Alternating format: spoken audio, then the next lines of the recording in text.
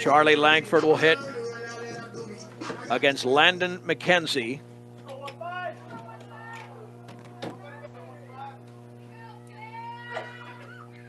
Charlie in the game is 0 for 4. The pitch, swinging a foul to the backstop. Threw him a tailing fastball. No balls and 1 strike. Again, Charlie is overdue his last at bat. First and second, nobody out. He grounded out. It was a 4-6 fielder's choice. The pitch, scoring to bunt. It's outside with a breaking ball. Incredibly enough, we are tied at 4 in the bottom of the 10th inning. Boy, it'd be nice if we could get something going here. Really get on a roll. Straight up at 7 o'clock, Morgan County's B106, KPRB, Brush, Fort Morgan. The pitch, swing and a miss. Took a big hack at that one. It was a changeup. And the count moves to 1-2 to Charlie Langford. McKenzie, the third pitcher of the game for Riverdale Ridge. Urias of Fort Morgan, the second pitcher. Awaiting the pitch is Langford. Here it is. Swinging a drive into deep right field. That's going to airmail the right fielder all the way towards the fence, off the bottom of the fence. Charlie's around first. He's into second with a leadoff sliding double. Here come the Mustangs in the bottom of the 10th inning. That was an outstanding hit. It bounced on the warning track off the fence. He's been wanting to do that all game, John. He really has. And another 10 feet, and it's out of the park, and this game's over. The Mustangs with their 8th hit of the game. Here's Isaiah Ortiz. Ortiz struck out in a clutch situation, John. I think you've got to have him bunt. You've got to get him to third. Bring in the third baseman and get Charlie to third. Yeah, absolutely. And then you set it up for Jason. They might even walk the bases loaded if they get an out. But we'll see what happens. Or will he just have them all swing away? The stretch. And the pitch. Fastball tails away. Wow. Colton Lancaster made a heck of a play. Yeah, that almost got past him. And if it does, Charlie's standing on third 90 feet away with no outs. 1 ball and no strikes. Awaiting the pitch. Here it is. That is a strike with a changeup at the knees. 1-1. You talk about a guy that's overdue. Well, Charlie was hit. Listen, so is Isaiah. Yeah, he is. 1 ball, 1 strike. Tied at 4 in the bottom of the 10th inning. The left-hander looks back to the plate. Curveball's a strike. Oh, that was a beauty, too. On the inside half, it's 1-2. Got to pick those up out of the hand. 1 ball and 2 strikes to Isaiah Ortiz. Jason Diaz is on deck. The stretch by McKenzie. Looking back, the pitch, swinging a foul. That pitch was off the plate, but Ortiz is not taking any chances. Nope, he's battling up there and doesn't want to take the strikeout, wants to try to get on base. It remains at 1-2 to Ortiz. The offering. Curveball swing and a miss, but the ball skips up the first base side. They'll have to throw him out. That throw is right there. But that gets record the strikeout, and Langford advances 90 feet. And so now you got Diaz up again. So do they put him on again? I would walk the next 2 hitters. I think you walk the next 2 hitters, or at least walk him to get to Miguel.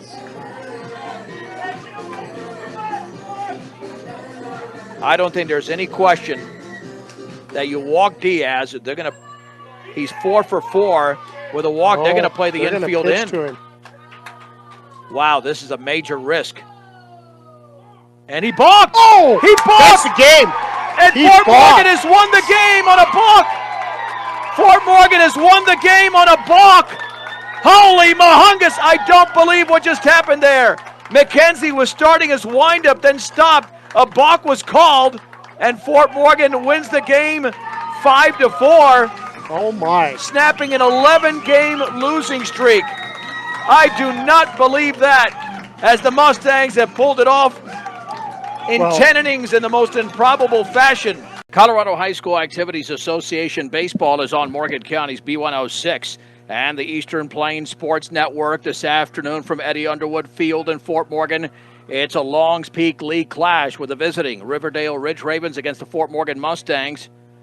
I'm John Beltran, and for the Fort Morgan Mustangs, we have turned over the calendar, and that is great news. Why? Because they won 5 of their first 7 games. That was in the month of March, then went 0-11 in April, and now this is the first game they play in the month of May, and you've got to look at it that way. If you're looking and examining an 11-game losing streak, then nothing is encouraging. And at this point, you've got to wipe the slate clean, especially knowing that you haven't scored a run in the last couple of games. You haven't had a hit since 2 games ago. And this is, quite frankly, for the Mustangs, a fresh start. That's all you can see it as. Riverdale Ridge 11-2 in league play, 13-5 overall. The Mustangs are 2-11 in league play and 5-13 on the season. Here's the starting lineup for the visiting Ravens. Batting first, the center fielder Dakota Alber. Third baseman Tyler Swan hits second. The first baseman Landon McKenzie, the winning pitcher who threw a no-hitter, a 4-inning no-hitter on Tuesday, bats third. The shortstop hits fourth. That's Landon Brophy. The second baseman Caden Trujillo hits fifth. Pitcher Jay Sanchez hits 6th. The right fielder Nick Williams hits 7th. Catcher Colton Lancaster bats 8th. And left fielder Adrian Solano will be hitting 9th.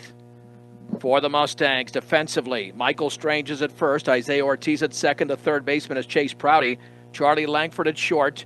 Around the outfield, Frank Urias in left. The center fielder is Angel Lopez. Riley Elrick in right. Behind the plate is Jason Diaz. And on the mound is sophomore J.J. Marquez. J.J. has had some of his better outings this year in relief. 0-2 and a 5.25 ERA, which is actually not that bad because he's had some really good outings, which is why his ERA is not in double digits like it is for 3 other Mustang pitchers. In fact, the team ERA is at 8.18. His is nearly 3 runs lower. So they are going with J.J. Marquez here against the right-handed hitting Dakota Alber. Righty against righty, pinstripe uniforms. The pitch swung on, hit high and deep into left field. Urias back to the track, and it is gone. A home run on the first pitch of the game by Dakota Alber. 1-0 Riverdale Ridge. It appeared to be an off-speed pitch that got way too much of the plate. And this will bring up Tyler Swan. Well, if they're going to beat you, they got to beat you that way. That's all you can hope for. Swan hitting .423, the offering. That's a strike on the outside corner at the knees.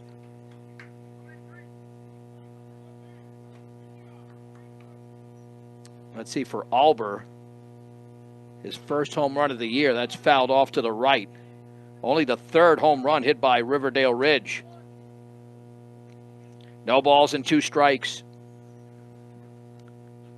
Here's the wine and the offering. Swung on in line towards center field. Coming on is Lopez, and he makes the grab. And there's 1 down, and John Prouty will join me here in just a second. With a 1-0 Riverdale Ridge lead on the first pitch of the game, Dakota Alber went deep. And John, as I was saying at the top, listen, the best thing that happened for Fort Morgan is the calendar turning over. 5-2 in the month of March, 0-11 in April. I mean, seriously, you have to look at it that way. If you're dwelling on all those past losses, that's the attitude of a defeated team, and you cannot approach it that way. The pitch and the breaking ball is upstairs. 1 ball, no strike to Landon McKenzie, the winning pitcher who threw the 4-inning no-hitter on Tuesday in Thornton. And I would agree with you, John. You just have to figure out how to turn the page and keep going. Swung on and fouled off to the right. And as long as J.J. throws strikes, you don't care if the guy goes deep on the first pitch of the game. No. You want to make sure they beat you with hits and with good base running, not with errors, not with walks. I mean, that. Well, make them beat you, not beating yourself. Yeah, and it's been a combination for the Mustangs this season. The pitch, fouled, because quite frankly, they haven't hit the ball in a few games because they faced some great pitching. So you look at the first 4 games of this 11-game losing streak, John. Fort Morgan was outscored 36-24. Not too bad. The last 4 games, 47-4. That's the issue, is being non-competitive. And the breaking ball is up and away. 2 balls and 2 strikes. 1 out, bases empty, 1-0 in favor of the visiting team. The Mustangs, of course, have yet to bat. Landon McKenzie going into this game hitting .409. And the offering. Swung on line, foul. Third base side, yep, barely foul. And about 6 inches foul. Yeah, I thought it was going to twist a little bit more more than that, but nonetheless, it was foul either way. Right. So 2 balls and 2 strikes. The Mustangs have their best opportunities, quite frankly, to win on Saturday here or next Tuesday at Niwot. Brian Nichols, Saturday. I'll be with you Tuesday from Niwot, because Niwot is 7-10. These 2 teams they're playing are both 13-5. Swung on and grounded left side. That's a base hit into left field beyond the diving shortstop Charlie Langford.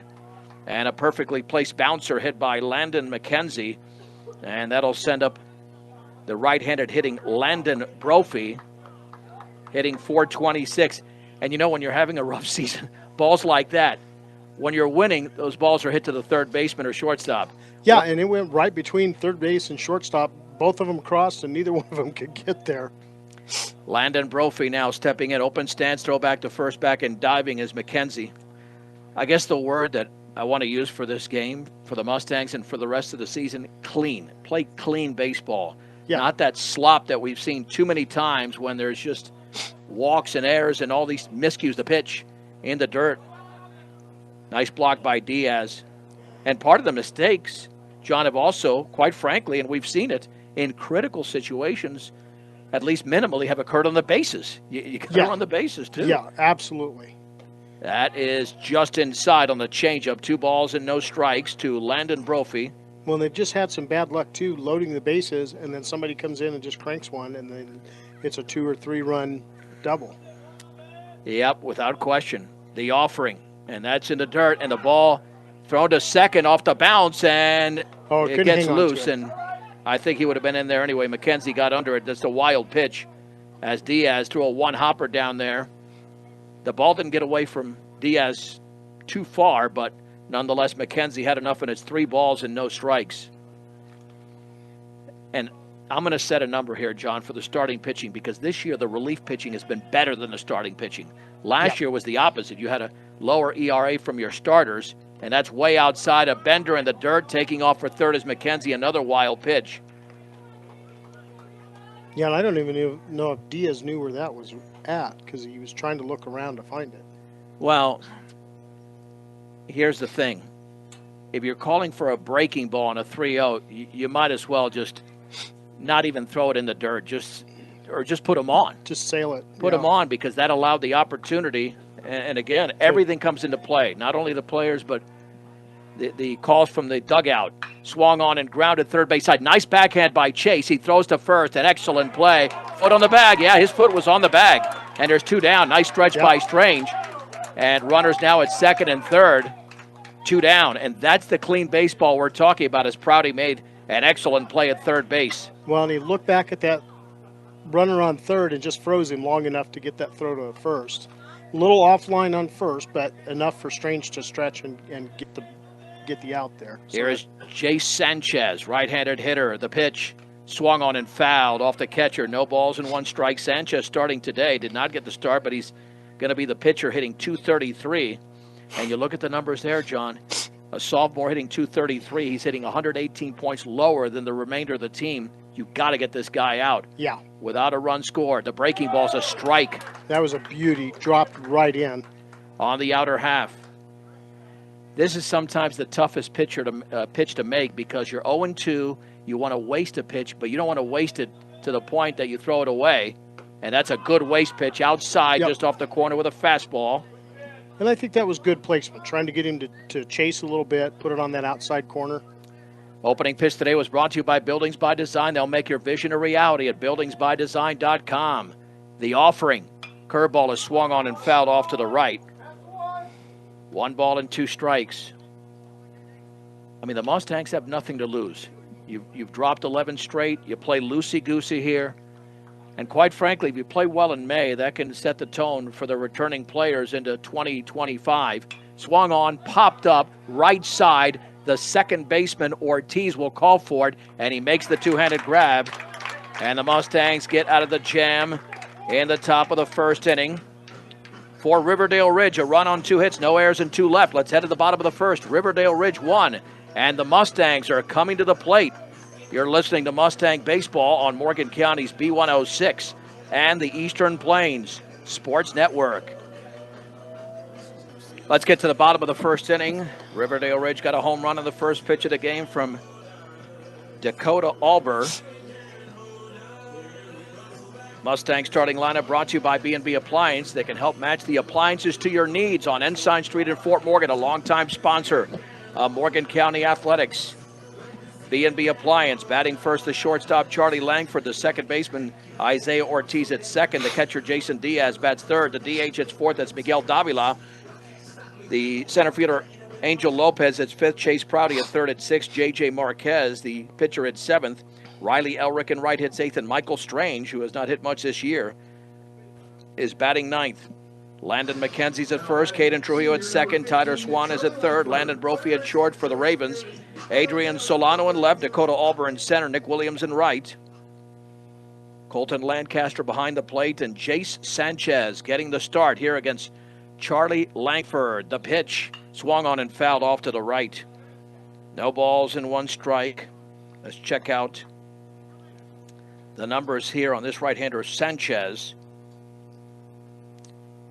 2-0 with a 1.31 ERA. This is his 5th appearance for the sophomore, so throwing very well. The offering outside, and the count levels at 1 ball and 1 strike. Now Charlie is still having a solid year offensively at .407, but his numbers have actually gone down a bit. Yeah. As has the entire team hitting-wise, only hitting .272. The offering in the dirt. Remember, this team was hitting over 300 a few weeks ago, so the offense has got to pick up and get back towards that 300 range, and that's not going to be easy against this Ravens team, as they found out, John, on Tuesday. Well, and they had a left-hander pitching on Tuesday, and he was a stud on the mound. Yeah, that's Landon McKenzie, who's the first baseman this afternoon. 2-1 to Langford. The pitch, that is a little bit low and away with a fastball. It's 3-1.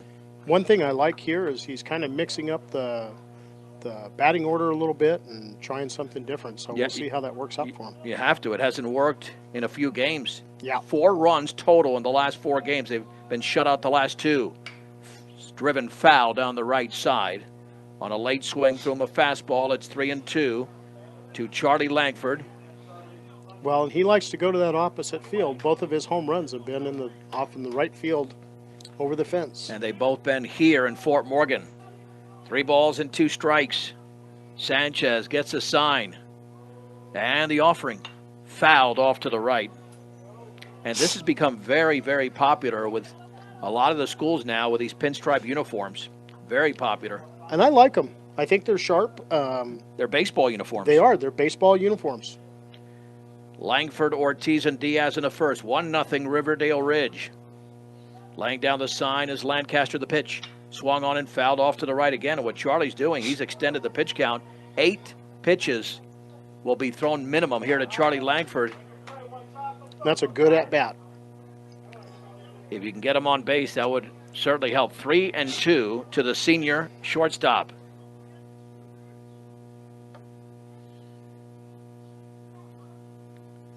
The Mustangs back in action Saturday morning against Niwot at 11 o'clock right here on B106 from Eddie Underwood Field.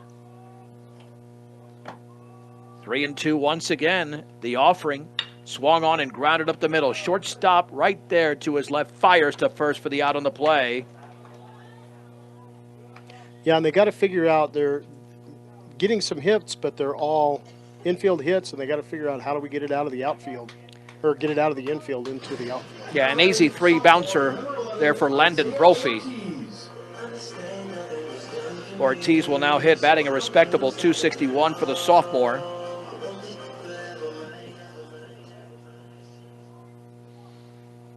Jay Sanchez, middle of the rubber. The pitch, that's over for a strike at the knees.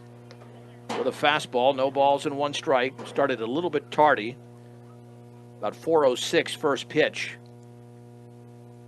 Game time temp at 61 degrees. The offering in the dirt.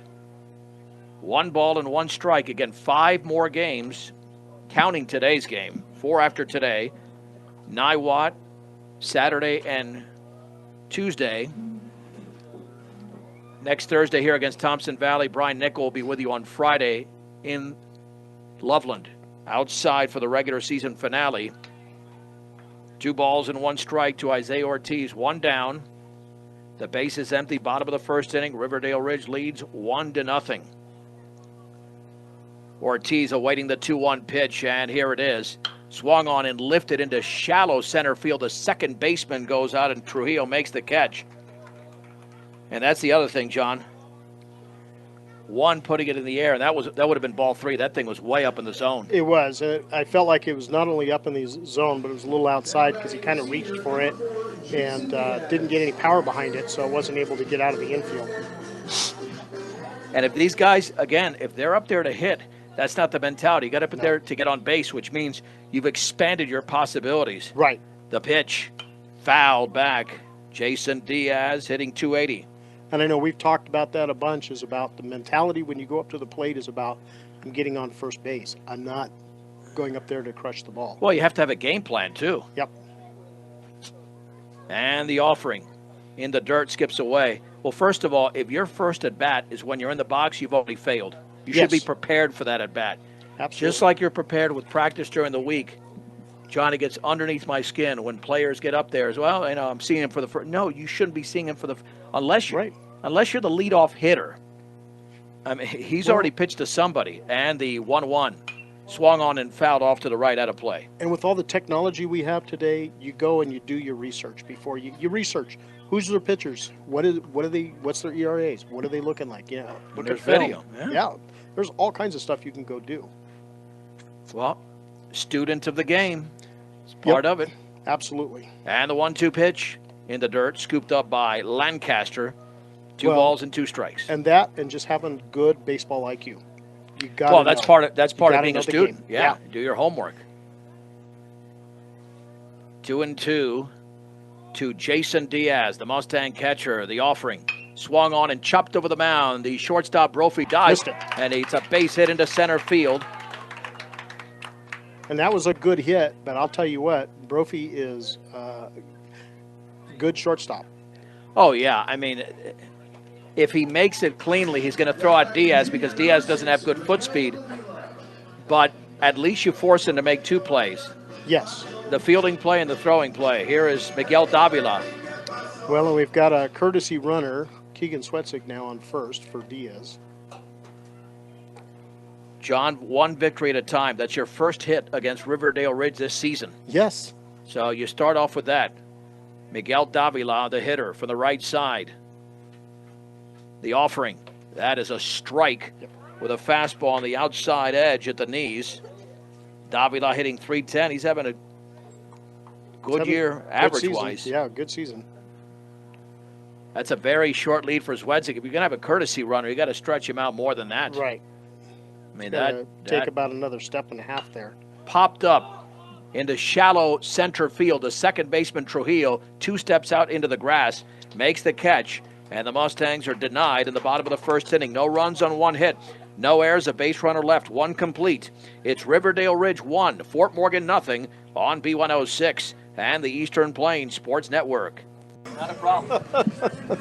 Let's hit the second inning. J.J. Marquez did his job in the first inning, allowing a home run to Dakota Auber, but that was it. Now it's 7, 8, and 9. Nick Williams, who did not play on Tuesday, will hit for Riverdale Ridge. Williams, a junior, hitting .269.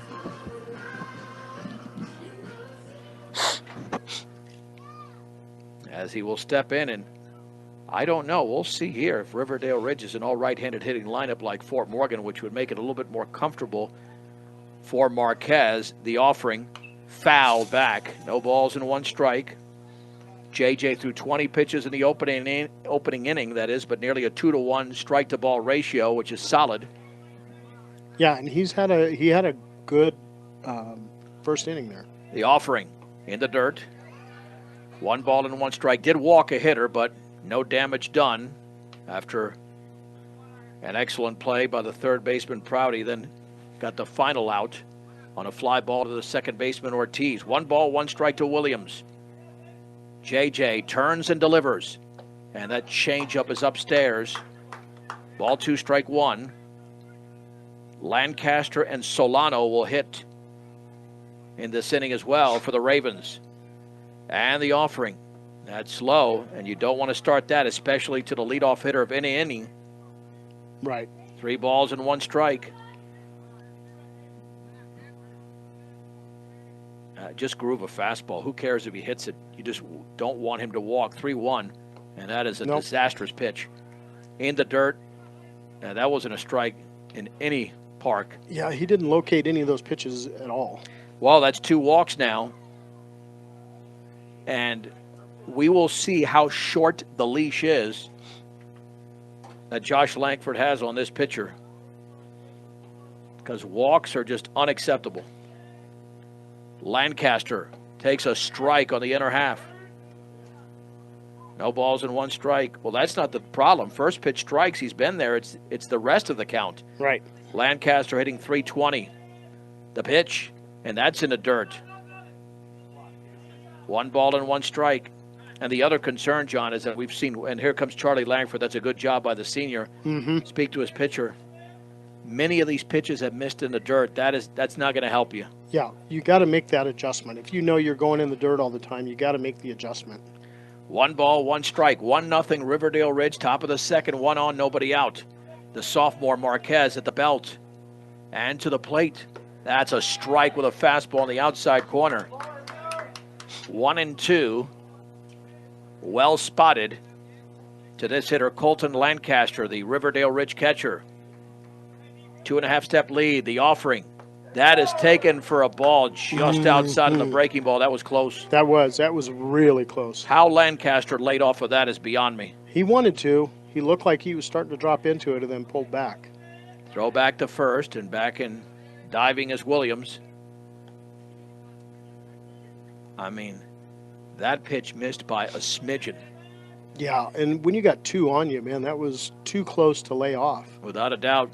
Runner goes.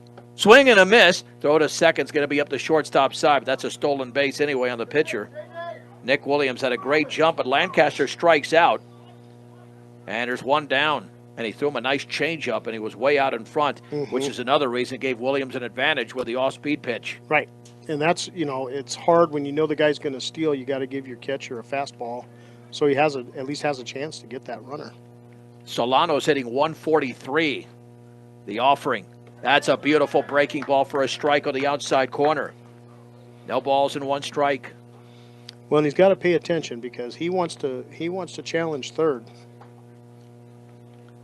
JJ looks back to pitch.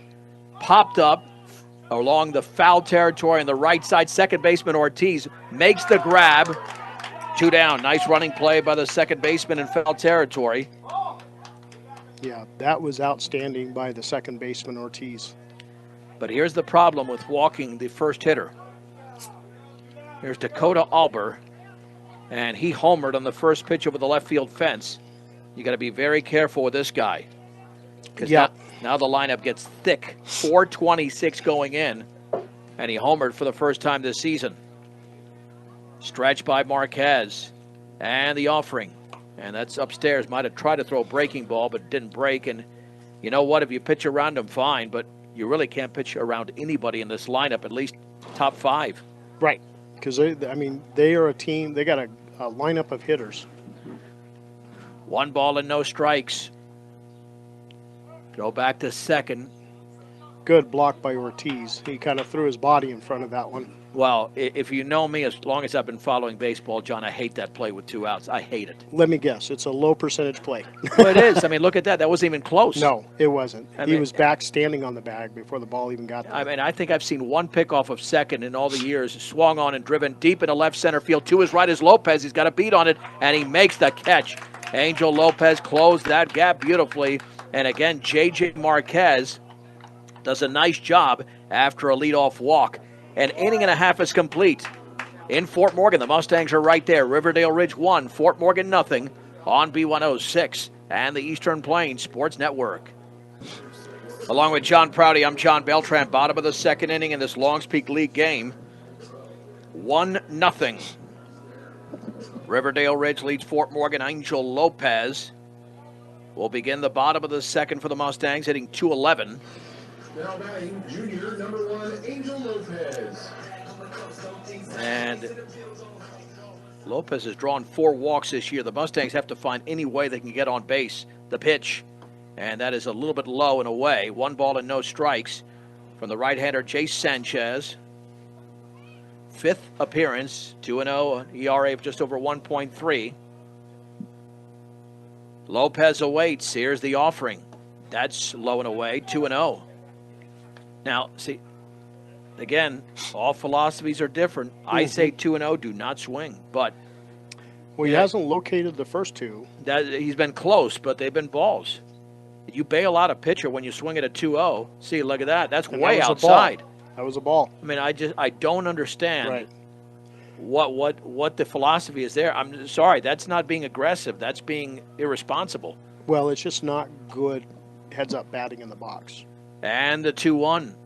That's down and away. That would have been a walk. And that was the same pitch he threw the last time, and he was trying to bait him to swing at it again. And again, we don't place it all on individual hitters. This is a team game. It's a team game. It is. 3-1. And the offering. Swing and a miss. And again, that pitch was down and away. And it's almost like he's guessing or anticipating where he thinks the well, ball's it's like, gonna I be. don't want to walk. I got to hit the ball. And it's not the mentality. You got to get on base. Yeah. Especially when you're ahead in the count. 3-2. That's down and away. Yeah, you can't score if you don't get on base. He walks on a 3-2 pitch, which would have been ball 6, John. Yeah. So, there's Chase Prouty. He was the only base runner on Tuesday. Chase hitting .268, right near that team average. So 3 walks combined, 2 by Marquez, 1 by Sanchez. Good lead at first for the speedy Lopez. The offering, swung on and foul to the backstop. No balls and 1 strike. And I felt that one was even a little high. It was a little bit up in the zone. Excuse me. Yep. 0-1 to Prouty. Stretched by Sanchez. And the offering squaring to bunt, and he lays it down foul, third base side. The bat was angled to a point that was going to go foul right off the bat, especially on a breaking ball. It's 0-2 with J.J. Marquez waiting to hit next. Now I got to swing away. Mm-hmm. And you know. Well, you got to bat smart. He's tight on the plate. Well, Sanchez is going to go outside because that's all he's been throwing. Got to well, his catcher's set up way outside. And the offering. Yeah, that's not even a waste pitch. That's beyond a waste pitch because that was a gimme. 1-2. A waste pitch is something that has a chance of being a strike at some point. That is catching the corner. Yeah. But that one is just let's just throw it away. 1-2 to Prouty. Nobody out. 1 on, bottom 2. 1-0 Ravens over the Mustangs. The offering swung on and grounded to the second baseman. It could be 2. Flips to second for 1 and over to first, and that's going to be late. That'll be Trujillo to Brophy, 4-6, and there's 1 down. On the slow roller, thank goodness the thing was hit slowly, John. If that's hit any harder, it's probably a double play. Yeah. Here is Marquez batting 190. And with JJ hitting 190, and he's got decent speed, and your third baseman, Swan, is behind the bag, this is a perfect opportunity for a bunt. It doesn't matter that there's 1 out. The pitch, the bender's a strike on the outside edge at the knees. It's 0-1. Yeah, now I think you do what you did with Chase. 0-1, then you try to bunt him on. Yeah. I mean, look where the third baseman's at. You're a 190 hitter. Like camping out there.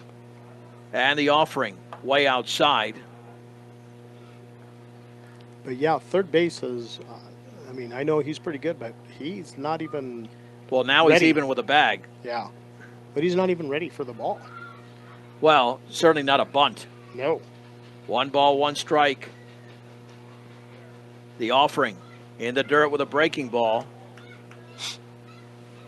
You know, I found it odd here that Sanchez has not challenged the Mustang hitters a little bit more outside of Chase. He was throwing strikes, but he didn't challenge Lopez, and he's 2-1 on Marquez. The pitch, and see, that's a strike. That was off the plate. Yeah, that should have been ball 3. Clearly in the other batter's box. 2-2 to Marquez. That should have been ball 3. Yeah, it's a good pitch, but it's not a strike. The stretch by Sanchez. And the offering. Fouled. Fisted foul. That ball was right in on the hands. Well, that was a good cut on JJ's part just to stay alive. Well, because Sanchez has thrown nothing inside until that pitch. That was his 34th pitch, John. I think that's maybe the second that was on the inner half of the plate. And the 2-2 offering. Here it is in the dirt. Yeah, I find this very surprising. Very surprising. In this inning, he's thrown a lot of pitches. He's thrown a lot of balls. Well, I mean, the only reason we've had strikes is we've been swinging on them. Exactly.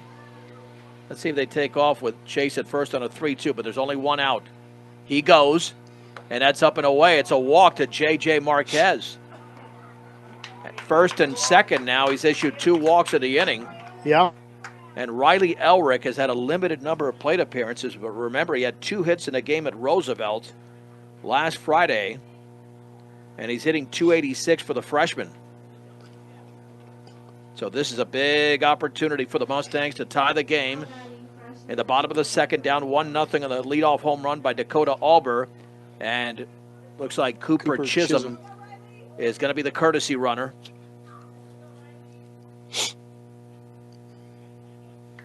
And what you wonder here, who's going to be the number 2 pitcher for the Mustangs? Because it's going to be tough for JJ to go the distance. That's obviously the plan, but the Mustangs haven't done it all year. The offering. That's a strike with a fastball in the outside corner to Elrick. And if you're Fort Morgan, you've got to think right field. You got it like Charlie Langford did, even though he ended up grounding out to short. Try to loop it right into right field, right along the line there. Elrick awaits the pitch. The offering, way outside. 1 ball and 1 strike. Well, and Riverdale Ridge doesn't have the pitching issues Fort Morgan does, only because of Tuesday's result. Right. He pitched the whole game. And the whole game was 4 innings. Yep, the whole game was 4 innings. 1 ball, 1 strike, 1 out, 2 on. The offering, that's outside. 2-1. Yeah, this is just very surprising. If that's by design, that's not the right strategy. You're throwing everything away. Very little on the inner half or even down the middle for that matter. 2-1. Sanchez looks back. Sanchez to the plate. Foul. That's a good pitch. Elrick got a piece of it. It's 2-2. Let's see if Sanchez has started this year. If they've got that number on him.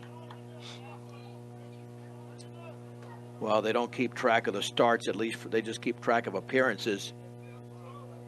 Elrick awaiting the 2-2. And here it is. Swing and a miss on a changeup. Oh, man, pulled the string big time. Elrick out in front, 2 down. That'll bring up Michael Strange. Senior, number 9, Michael Strange. Strange somehow has 6 plate appearances on the season, but it's only 0 for 1, so he's been walked quite a few times. But, man, with his body build, if he can get a hold of one, the offering, foul to the backstop. Yeah, he's a big boy. If he can get a hold of one, he's got some power to put behind it, I think. No balls and 1 strike to the senior. At second is Prouty, Chisholm at first. Laying down the sign is Lancaster, setting up the outside corner. Looking back, and the offering. That's down and away with a breaking ball. The count levels at 1-1. To the number 9 hitter, first baseman Michael Strange. Well, and as Coach Langford would say, you just got to find a way and get him on first. He's got Charlie Langford on deck right now. Yeah, you don't want Charlie leading off the 3rd inning. No. He already led off the game. The offering. fouled off to the right. Although, going back to Tuesday, we barely started on our second round through the lineup with the end of the game. Well, he faced the minimum. He only faced 12 hitters. Yep. And when you're facing the minimum, you had 6 of your 9 hitters only get 1 plate appearance. Right. The pitch swung on and fouled on the slow breaking ball, and he just reached out and got a piece of it. Well, and that's just good battling up at the plate. 1 ball, 2 strikes to Michael Strange.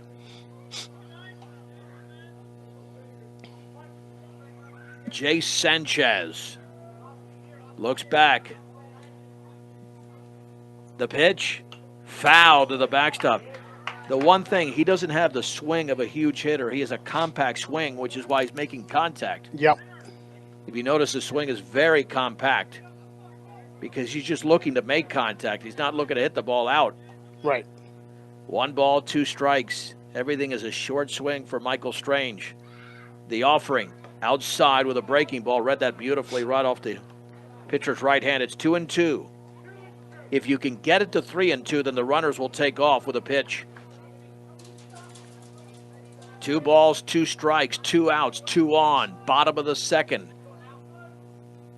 Jace Sanchez to the plate.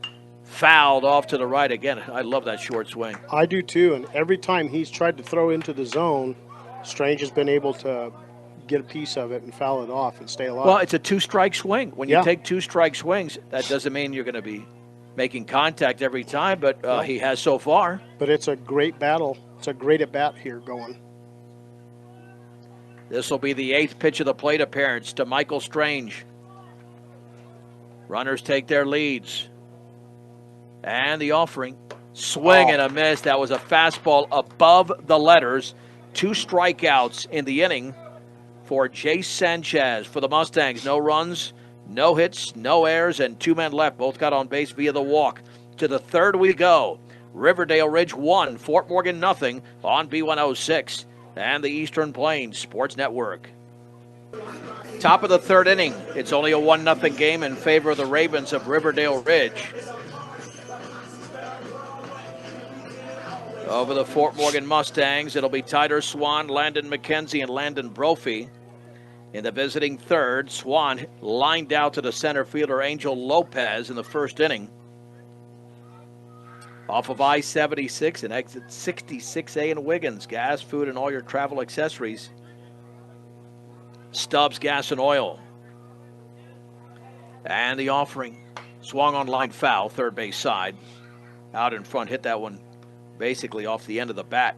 Yep, he was all over that one, but way ahead of it. No balls and 1 strike. To Tyler Swan. The pitch. Breaking balls down and away. 1-1 to the Riverdale Ridge 3rd baseman. The offering. That's a beautiful pitch, but somehow called the ball. Must have been a little bit up and away. It's 2-1. Got to bring it down a bit, especially this hitter has got some height, but not a ton. 2-1. Popped up. Right side foul territory. Diaz, the catcher, gets over there and makes the play. Excellent play by Jason Diaz. You know, that looks easy, but it's not. You know that being a catcher, John. It is. It looks easy. It is not, because that backspin is coming. It looks like it's going out, and it's spinning right back to you. So, but he ripped off the mask and got completely underneath that baseball. 1 down for Landon McKenzie. Yeah, he got rid of the mask quick and got a beat on it, which is what you got to do. A base hit his first time up. The offering. Popped up, right side, second baseman Ortiz is out, but it'll be the right fielder, Riley Elrick, to make the play. 2 down. 2 down here for Landon Brophy, so the off-speed pitch really working for J.J. Marquez. Yeah, that's 2 pop-ups and 2 outs, and we'll take that all day long. Brophy walked and was stranded in the 1st inning. That also limits the pitch count for JJ. The offering. Swung on, driven to center field. Lopez is back, still going back. He's got room. He makes the running catch. And on 4 pitches, J.J. Marquez retires the Riverdale Ridge Ravens. Let's head to the bottom of the third. 1-0 Riverdale Ridge on B106 and the Eastern Plains Sports Network. Let's head to the bottom of the third inning. 1-0 Now batting, senior number Riverdale 15, Ridge. Charlie Langford. It'll be Charlie Langford, Isaiah Ortiz, and Jason Diaz against right-hander Jace Sanchez. Well, see if we can. This will be their second round seeing him, so hopefully they can get something rolling here. Charlie grounder to the shortstop, Landon Brophy. The pitch, fastball is low. A ball and no strikes. It's amazing what good pitching can do. Yeah, it really is. I mean, JJ has walked 2, but he's kept the ball in the park except for 1 pitch. The offering, that's in the dirt, 2-0. Well, and good batting mindset when you get into the box, too. And Charlie's showing that right here. He's not swinging at everything. He's your best hitter. He might swing away on a 2-0, let's see, as opposed to other hitters who probably should be taking 2-0 pitch. He swings and chops it left side. Third baseman Swan cannot get it. Shortstop Brophy, high throw offline, and Langford is on. And no further advances. The ball goes up against the fence. Yeah, and your catcher was right down there to back that throw up, so Charlie had no chance to go forward. Well, for now, I'm going to score an error. It's a tough play, but that goes either way. With the caliber that the shortstop is, he should have had that on line. It was way over. Yeah. I mean, he fielded it cleanly, but a bad throw, so we'll score an error. Here's Isaiah Ortiz, who popped out his first time up. And, John, I have to believe he'll be bunting. The stretch and the offering. And he takes it for a strike on the inner half. It's 0-1. I mean, in a 1-0 game, you have not scored since the Roosevelt game a week ago today. And that was in a 12-2 loss, so those runs were almost insignificant. Right. You got to find a way to score or at least advance Charlie. The pitch, foul back, and now you can't bunt him. Nope. It's 0-2. 1-0 Riverdale Ridge, bottom of the third inning. Quick moving game from Eddie Underwood Field. Mustangs looking to snap an 11-game losing streak. Langford a 2.5, 3-step lead. Swung in a foul. Pitch on the outside corner. Nice adjustment there by Isaiah, knowing that was a borderline pitch. Yeah, and he's going to battle it out up there. Isaiah's got a good box presence, so. It remains at 0-2. Throw back to first. Charlie back in diving.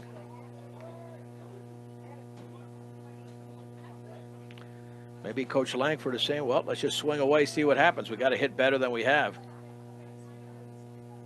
The stretch and the offering. And that hit him. It clipped him on a pitch on the inside. It got him right off the left shoulder and first and second. So that's 3 kind of free passes, 2 walks, and a hit batter. Now batting senior number 4, Jason Diaz.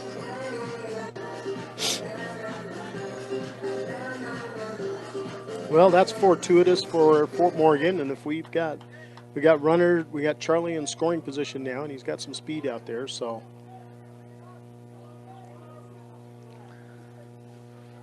Yep, Jason Diaz had a base hit his first time up.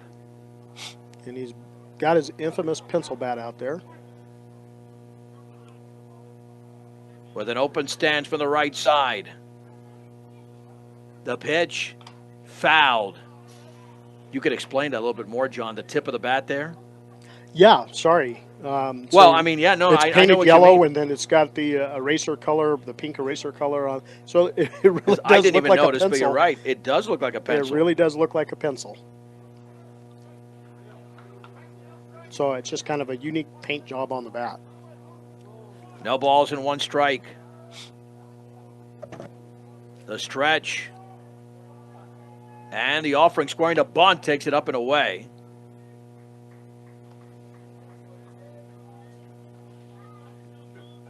Count is at 1-1. to Jason Diaz.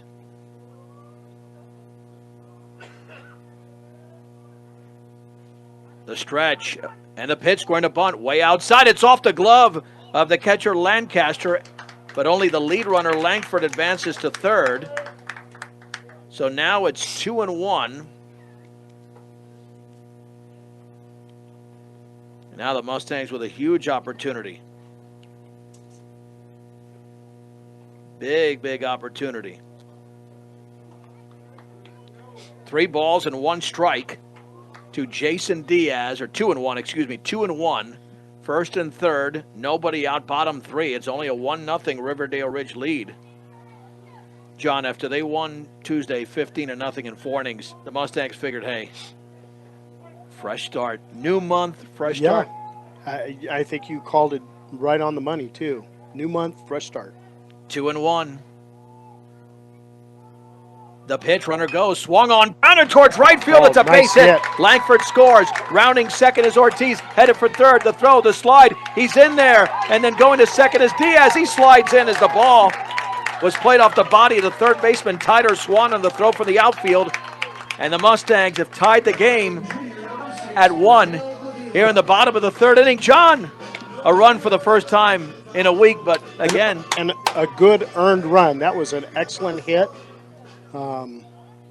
Not sure if it was meant to be a hit and run, but that's Ortiz was taken off, and Diaz laced it right up between first and second base there. By the way, that was great base running by Diaz, taking off for second, knowing that the throw came in all the way through. Now, if Swan fields that cleanly, that would have been a play at second base, but luckily, potentially, yeah. You know, you need some breaks, John. Yeah, you do. Breaks. You do. And I'm wondering, if Riverdale Ridge came in overconfident. Swung on, line caught by the pitcher. Man, Davila hit a bullet, but it was snagged. Well, unfortunately, our base runners were paying attention, and they were back on the bag because he was looking to get a double there. Well, that's usually an easy double play.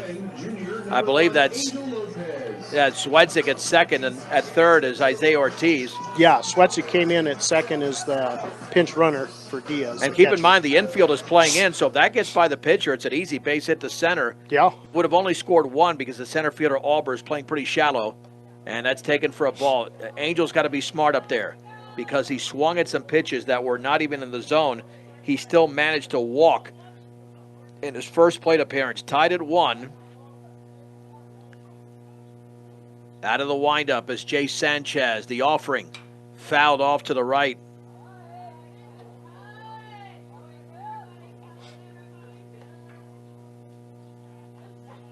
Well, I'd like to see Angel get a little tighter on the plate. He's a little outside. As much as this guy's been working the outside corner. You got to go to right field if you're that far away from the plate. Oh, man, that's a pitch to hit, and he didn't even swing at it. A fastball for a strike at 1-2. That was the pitch to swing at. And that was a beaut. That was right down the pipe.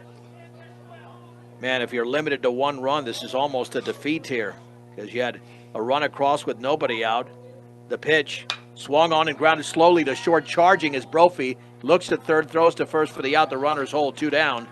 Nothing you can do there if you're a base runner. Cannot score on that play. Now the infield plays back with Chase Prouty about to step in. He grounded into a fielder's choice his first time up. And again, he's got to think right field.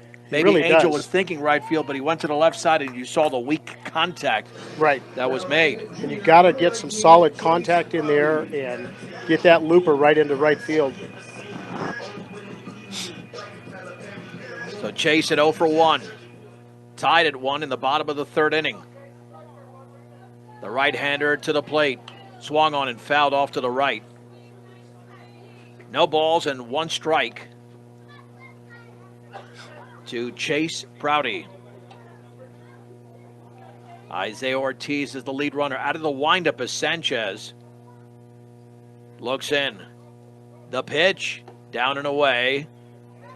Count levels at 1 ball and 1 strike to the junior third baseman. Yeah, and that was a good read. That was close, but he read it going outside.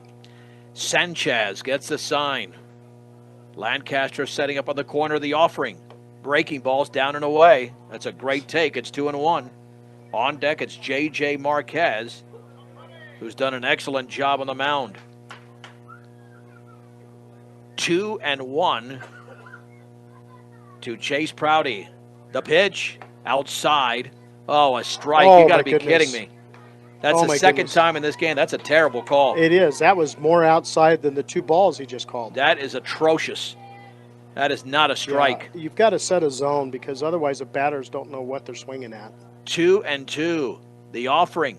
Swung on and lined up the middle for a base hit. That's going to score Ortiz. Around third is Wedzig. Throw to the plate is going to airmail the catcher. And to second is Prouty, who comes through with a 2-run single. And the Mustangs lead 3-1 in the bottom of the third inning. Boy, that was a beaut right up the middle, too. Well, you can check out our B106 Facebook page a little bit later on. We'll have that up on YouTube, regardless of the outcome. That's just a great at-bat, knowing that it should have been 3-1 instead of 2-2, and you still took it up the middle. It seemed a little bit. It got too much of the plate, but Chase capitalized on that one. Yeah, he was able to pull it through and get a good, solid contact on it. 2 RBIs for the junior third baseman. Marquez walked his first time up.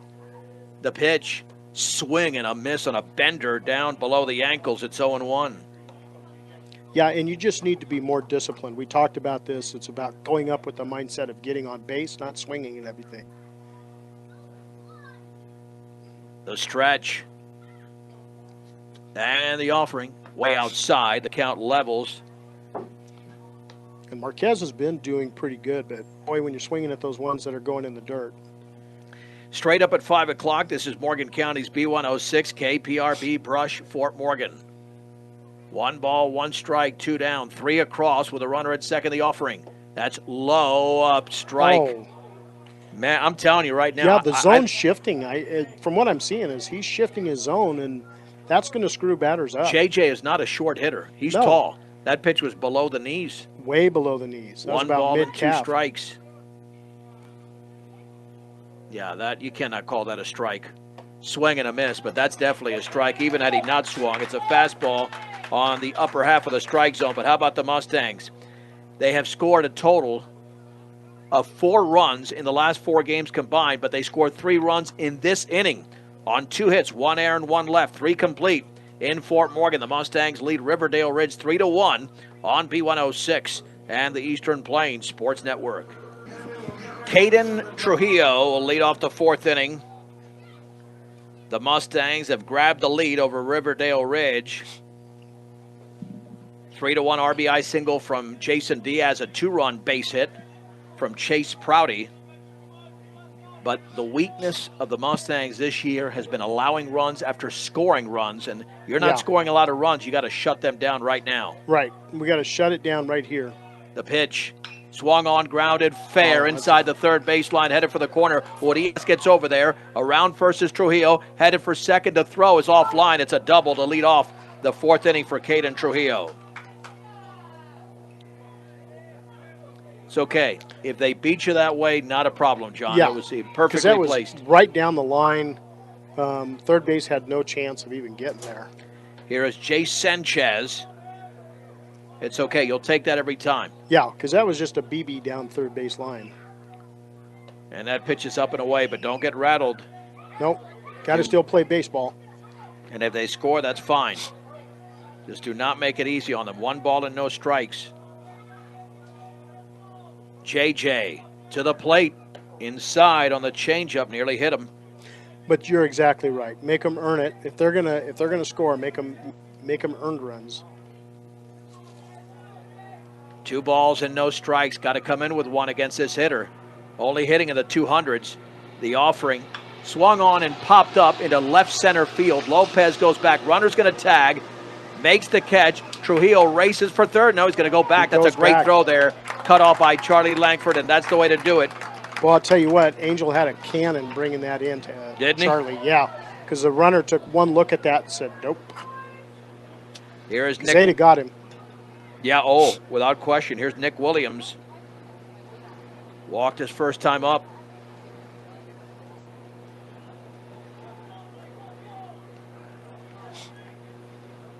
Zero for zero.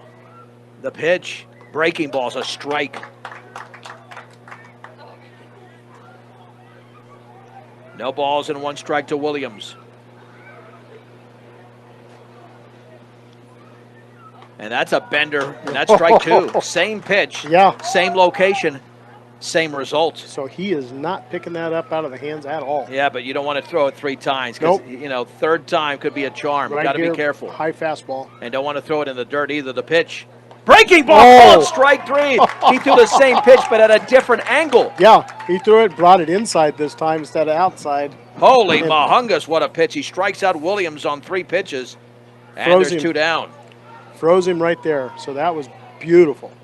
Nice pitching by J.J. Marquez. Colton Lancaster struck out his first time. J.J. with 2 strikeouts in the game. Swung on and chopped over the mound. The shortstop Langford dives, and he's got it. Throw to first will be low, Nope. and it gets away. And forward. why Charlie threw that ball? Not a good play. That's going to be a single and an error because the error allowed Trujillo to score from third. It's 3-2 Fort Morgan, and that was not a good decision by Langford. No. If you eat the baseball, John, it's first and third with 2 down. First and third, and we're still 3-1.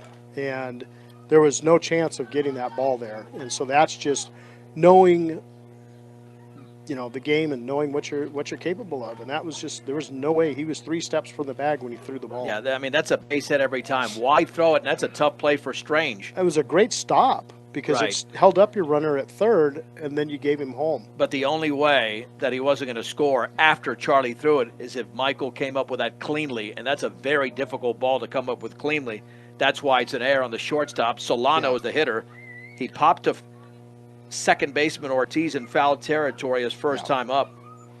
I just hate seeing that, John, because you just gave away a run. Well, and we just talked about that. We can't do that. We got to get back on our game here. I don't know how that wasn't a strike because it was a bender right in there. It was the same pitch that It struck was. out Nick Williams. He just called it a strike. So, again, our zone keeps shifting. The pitch, and that is up and away. That's ball 2, 2-0. But this is your 9-hitter now. Right, and you got to get this guy because You don't want to come up face to number Auburn. 1. You got to throw this right down the middle, the pitch. That's a strike with a fastball in the outer half. It's 2-1. Pitch number 51 for J.J. Marquez. This game is 1 hour old, and the Mustangs have a 3-2 lead with 2 down. And 1 on, 1 across in the top of the 4th inning. The stretch in the offering. Swing and a miss and a bender. Runner to second. No throw. It's a stolen base for Lancaster. And it's 2-2. His breaking ball's been very effective in the 4th inning. Very effective, and he's got a good movement on the ball too. He's got a strikeout in this inning, trying for another against Adrian Solano. 2 balls, 2 strikes, 2 outs. The pitch swung on line. That's a base hit into right field. Rounding third is Colton Lancaster. The throw's going to be made towards the plate all the way through, but it's going to be short of the catcher. Now to second is going to be Solano. It's tied at 3 on a ball that was well placed into right field by Adrian Solano. Here's Dakota Alber. And that was just a good placed hit. That was a good place ball right there. And again, when you're having a season with more losses than wins, those things happen to you. That's right. Not the fault of anybody. No, it really isn't. That's just good baseball. The pitch swung on and chopped left side third baseman Proudy's got it. Throw to first is right there. A bullet thrown by Proudy to retire Dakota Alber, who is now 1 for 3 after he led off the game with a home run. Riverdale Ridge has tied the game. 2 runs, 3 hits, 1 error, 1 left. They leave a man on base. 3.5 complete. It's a ball game from Fort Morgan. Fort Morgan 3, Riverdale Ridge 3 on B106 and the Eastern Plains Sports Network. Seth Supersinski is the new pitcher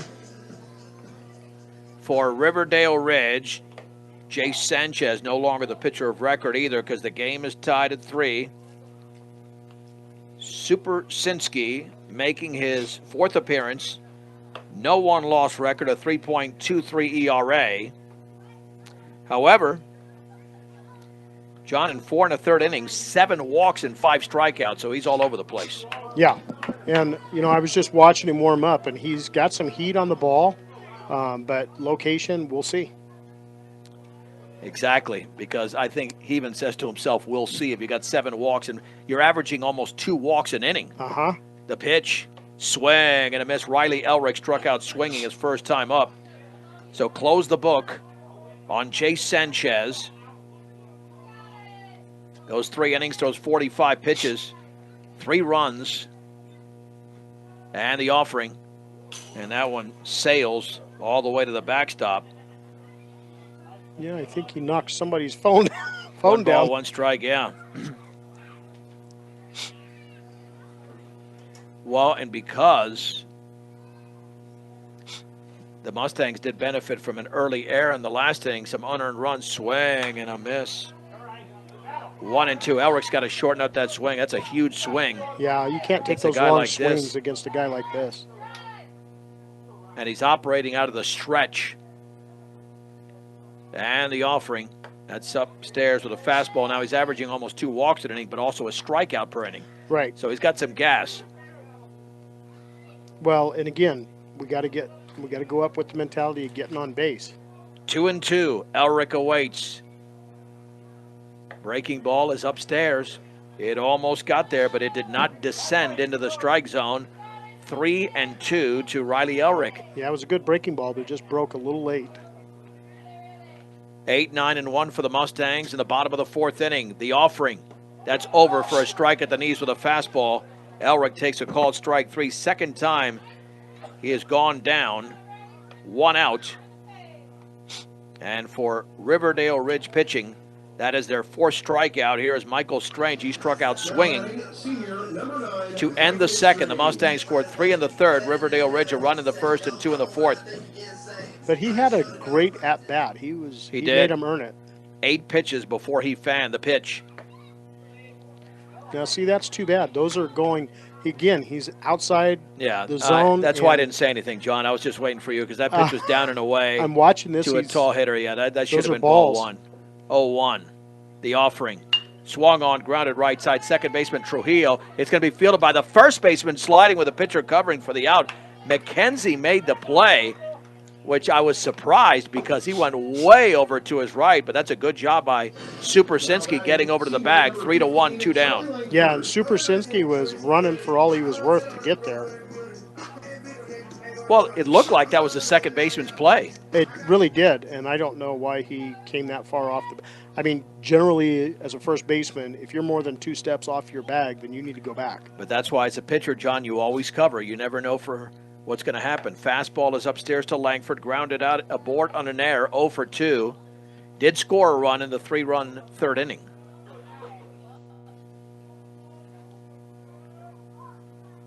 He started the inning with that miscue by the shortstop Brophy, which led to the unearned runs.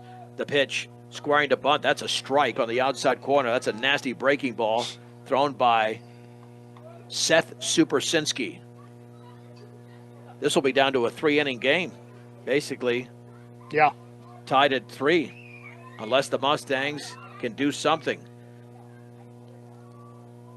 The pitch, outside with a heater. Ball 2. Strike 1 to Charlie Langford. Getting the sign is Supersinski. The pitch, line foul off to the right. Whether you're a traditional or non-traditional student looking for an associate's degree or a specialized certificate, visit njc.edu. That's Northeastern. And since 2003, Western Engineering Consultants has been providing big firm product with small firm relationships. Visit westerneci.com for more. Swung on, grounded, foul, third base side. Count stays at 2 balls and 2 strikes with 2 down. The base is empty. To Charlie Langford, deadlocked at 3. This is one of the more entertaining. Well, we've had some good games here. The Mountain View game was close. Yep. So was the Northridge game, one of the 2 in the doubleheader. So was the Skyline game. All could have won. Breaking ball down and away. Well, in those close games, I like just because it's good baseball. No matter who wins or loses, you want to come out to the ballpark and see good baseball. Yeah, it's competitive because the one loss against Northridge at 7-6, there were 7 errors combined. But the other games, you're right, have been very good baseball. The pitch, that's in the dirt. It's a walk. That's an outstanding at-bat by Charlie Langford. So that plate appearance allows Isaiah Ortiz to hit 0 for 1. Popped out and hit by a pitch. John, I'm telling you right now, when you're not winning, you've got to do things a little bit differently and unconventional sometimes. Yep. I'm going to bring it up again. 2 outs, Your third baseman is so far behind the bag. Right. Why not Put bunt? up Because bunt Jason right down Diaz is third a base very line. good. Jason Diaz is a top 3 hitter in this lineup, and that fastball's upstairs. And Jason already delivered. Jason's got 2 hits in the game. But I would lay a bunt right down third base line. Charlie's fast enough; he'll be there. Fort Morgan has 3 hits, 2 from Diaz, 1 from Prouty. Swing and a miss, and you chased on that one up and away. Way outside. 1-1. Yeah, I'm telling you, you've got to play a little bit. I wouldn't even call it unconventional. No, I just think it's just more heads-up baseball. Throw back to first, back in diving is Charlie, or at least start a hit and run.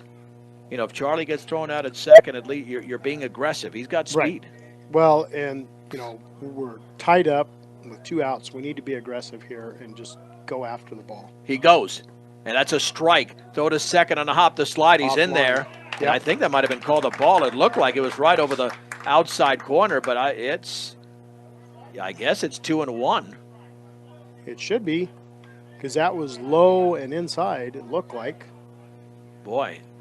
No, I thought it. I really thought it was a strike, to be honest. It's just tough to tell when he threw, but it looks like it's 2-1.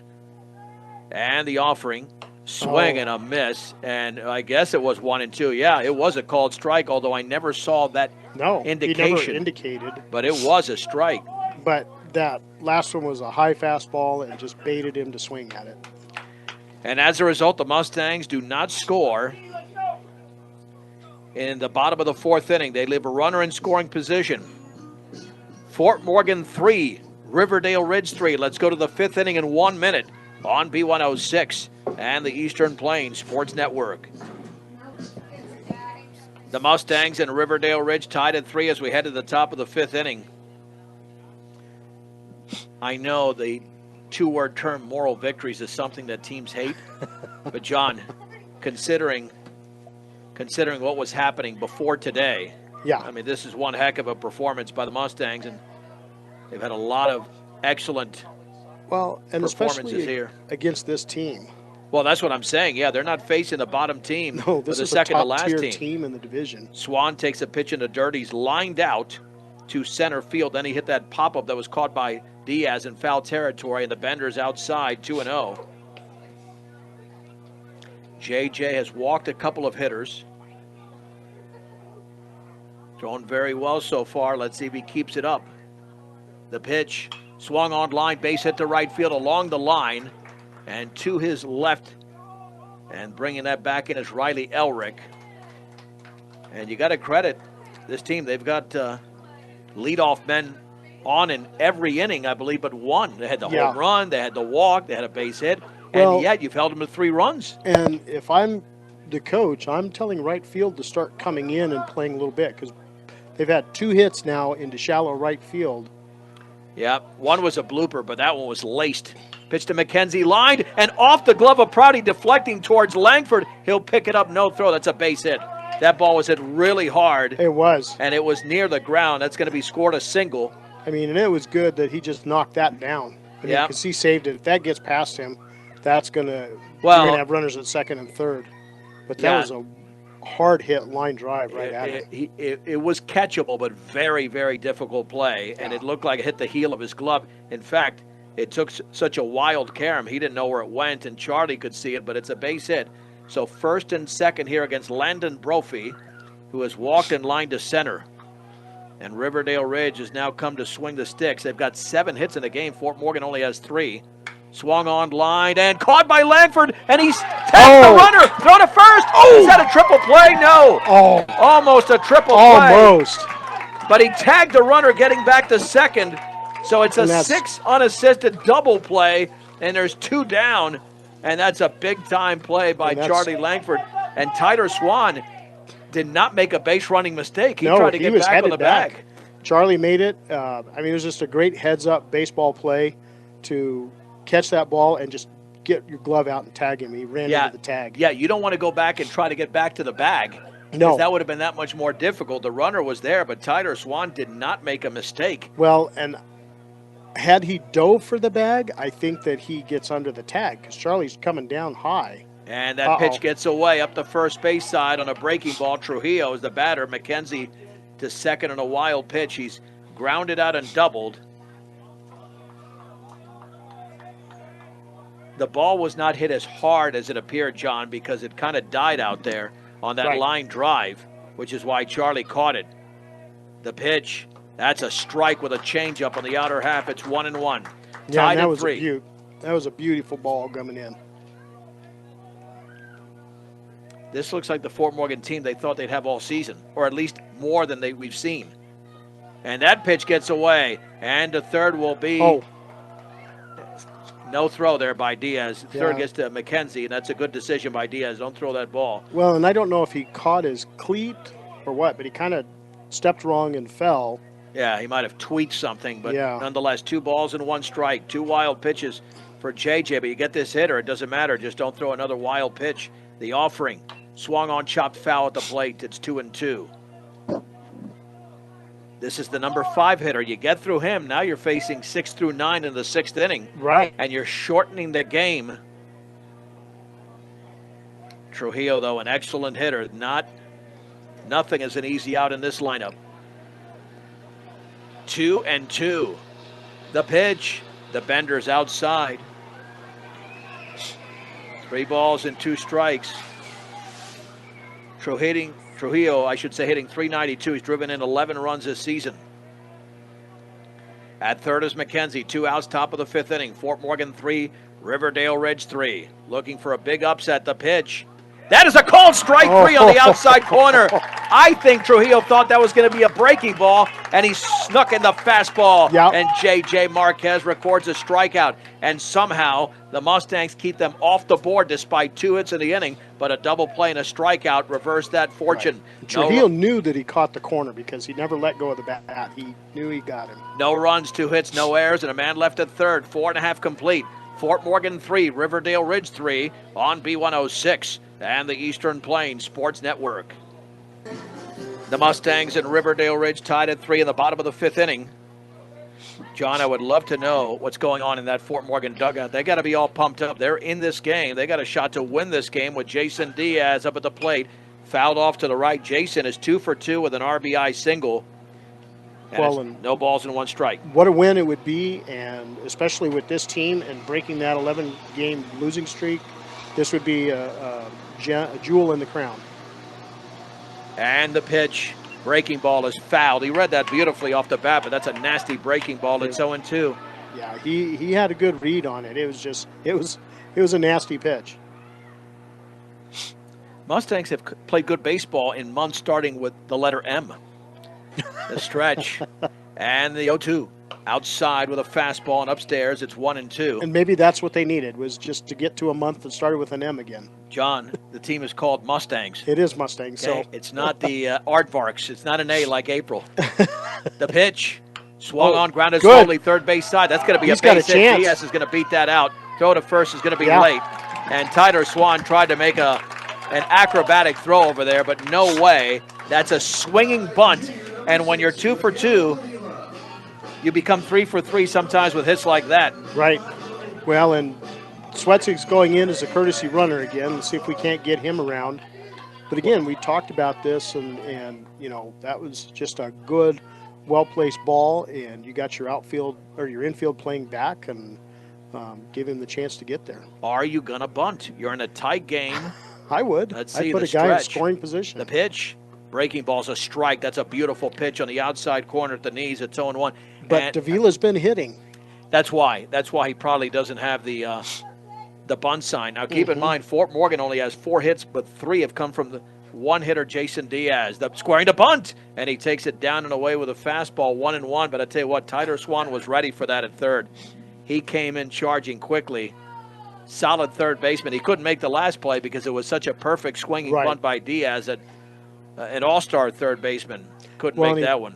Wasn't playing in, he was playing back and wasn't anticipating anything like that. Go back to first. As Zwedzig being conservative, which I think that's the right play now at this point in the game. Yeah, you don't want to start challenging too hard right now. But again, I'd like to see him get a little bit more. Yeah, a step and a half to 2 right now. You got to get in your pitcher's head. About a step and a half right now. 1-1 pitch squaring to bunt, and he fouls it up on a pitch that was up in the zone, and 1 ball and 2 strikes. But, I mean, let's face it, as much as I'd like to see a different outcome with Mustang bunting, the short game has not been good all season. There's been other teams that have been great bunting teams, but it's not this one. There is a team that when they perform, they swing away a lot better. We've had better bunts with the swinging bunts. Yep, 1 ball and 2 strikes the pitch. That is a little bit low. That was close, but it missed. But that's a great pitch thrown by Supersinski and an incredible take there by Davila because, John, that was a ball by inches. Yeah, a couple of fingernails. Yeah, it did not miss by much. 2 balls, 2 strikes, tied at 3, bottom of the 5th inning. 1 on, nobody out the pitch. Curveball is taken a little bit high. Yeah, it waited to break. It was just like one he threw earlier. It broke late and didn't come in. Well, Davila did not chase on the 1-2, didn't chase on the 2-2. Don't want to chase here. He might throw a fastball on a 3-2. Swung on and chopped down the third base side. It's fair. It's picked up by Lancaster. Throw to first is in time for the out. And that's almost going to go as a sacrifice, but it's not a sacrifice because he swung. Right. But Swetsik was able to get out there in scoring position at second base. So, if we can get a good solid hit here, maybe we can bring him around and get ahead in this game. Angel Lopez walked and grounded out. And that was so close to being a foul ball because balls like that almost go off the hitter, but it had enough spin that it evaded the hitter's left foot. Right, and then it rolled on out into the grass. So it was a good hit. So here we go with Lopez. Thank you, John. Yep. Lopez, again, 0 for 1. Things are heating up here, except for me. Well, I wore my sweatshirt today, but I got to practice after this game too. The stretch. Looking back. And the offering. Curveball is a strike on the inside corner. Top of the zone to Angel Lopez. No balls and 1 strike. He's throwing a lot of breaking balls in this 5th inning. He really is. And, boy, those are the ones you just wait for, you sit back on, and you give it a ride. Off of second is Keegan Swedzig. And the offering. Swing and a miss on a fastball that was off the plate. It's 0-2. Yeah, he caught him chasing on the outside again. Well, if you're going to do that, you got to step into it. He pulled his body, and that's the other thing. You got to be another half a step closer to the plate. Exactly. Or you can be there, but then you got to step towards the plate. And the 0-2. Nope, upstairs, and he nearly went fishing for that one. Angel's got to he's got to calm down. He looks a little bit over anxious, John. Right. Got to settle down, and you got to make the pitcher pitch to you. Don't go chasing. 1 ball, 2 strikes, 1 out, 1 on. Tied at 3, bottom of the 5th inning. The pitch. Swinging and missing a ball in the dirt. Lopez is going to have to be thrown out by the catcher Lancaster. And he is. That's a strikeout. 2 down, and here's Chase Prouty. A fielder's choice and a 2-run single. Big situation. Chase came through with 2 outs in the 3rd inning. Now looking to come through again with 2 outs in the 5th inning. And his base hit against Sanchez came on a 2-strike pitch, a stretch. And the offering. Curveball's a strike. That's a beautiful pitch right there. Down the middle, it's 0-1.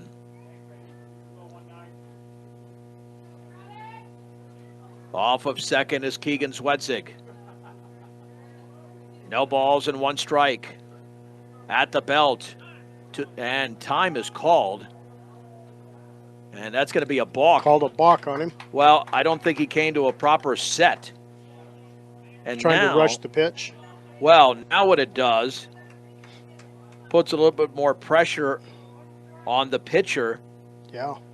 I mean, they haven't had too many pitches in the dirt at all. You got a score here 90 feet away. No balls and 1 strike. The offering. In the dirt with a bender. Well, he did throw in the dirt, but I'll tell you, this Lancaster behind the plate, John, he had that one wild pitch that Charlie went from second to third when the trail runner stayed. Other than that, nothing has really got away from him. No, really has not. 1-1. Supersinski to the plate. Outside and low.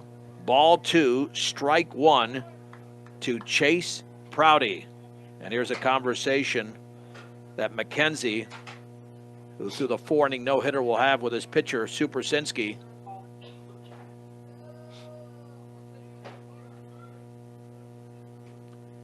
He will step back on the rubber. A hitter's count at 2-1. With a runner at third, short lead for Zwedzig. Supersinski to the plate.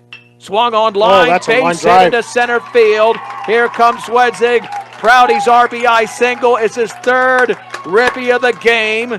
And the Mustangs lead 4-3 in the bottom of the 5th inning. Sophomore number 3, J.J. Marquez. And that was a perfect hit right out over second base. They couldn't have placed that any better, and it dropped. Yeah, so that balk cost them. Well, we'll have that video. We're going to have to combine 2 videos now on our Facebook page. I had uploaded one already.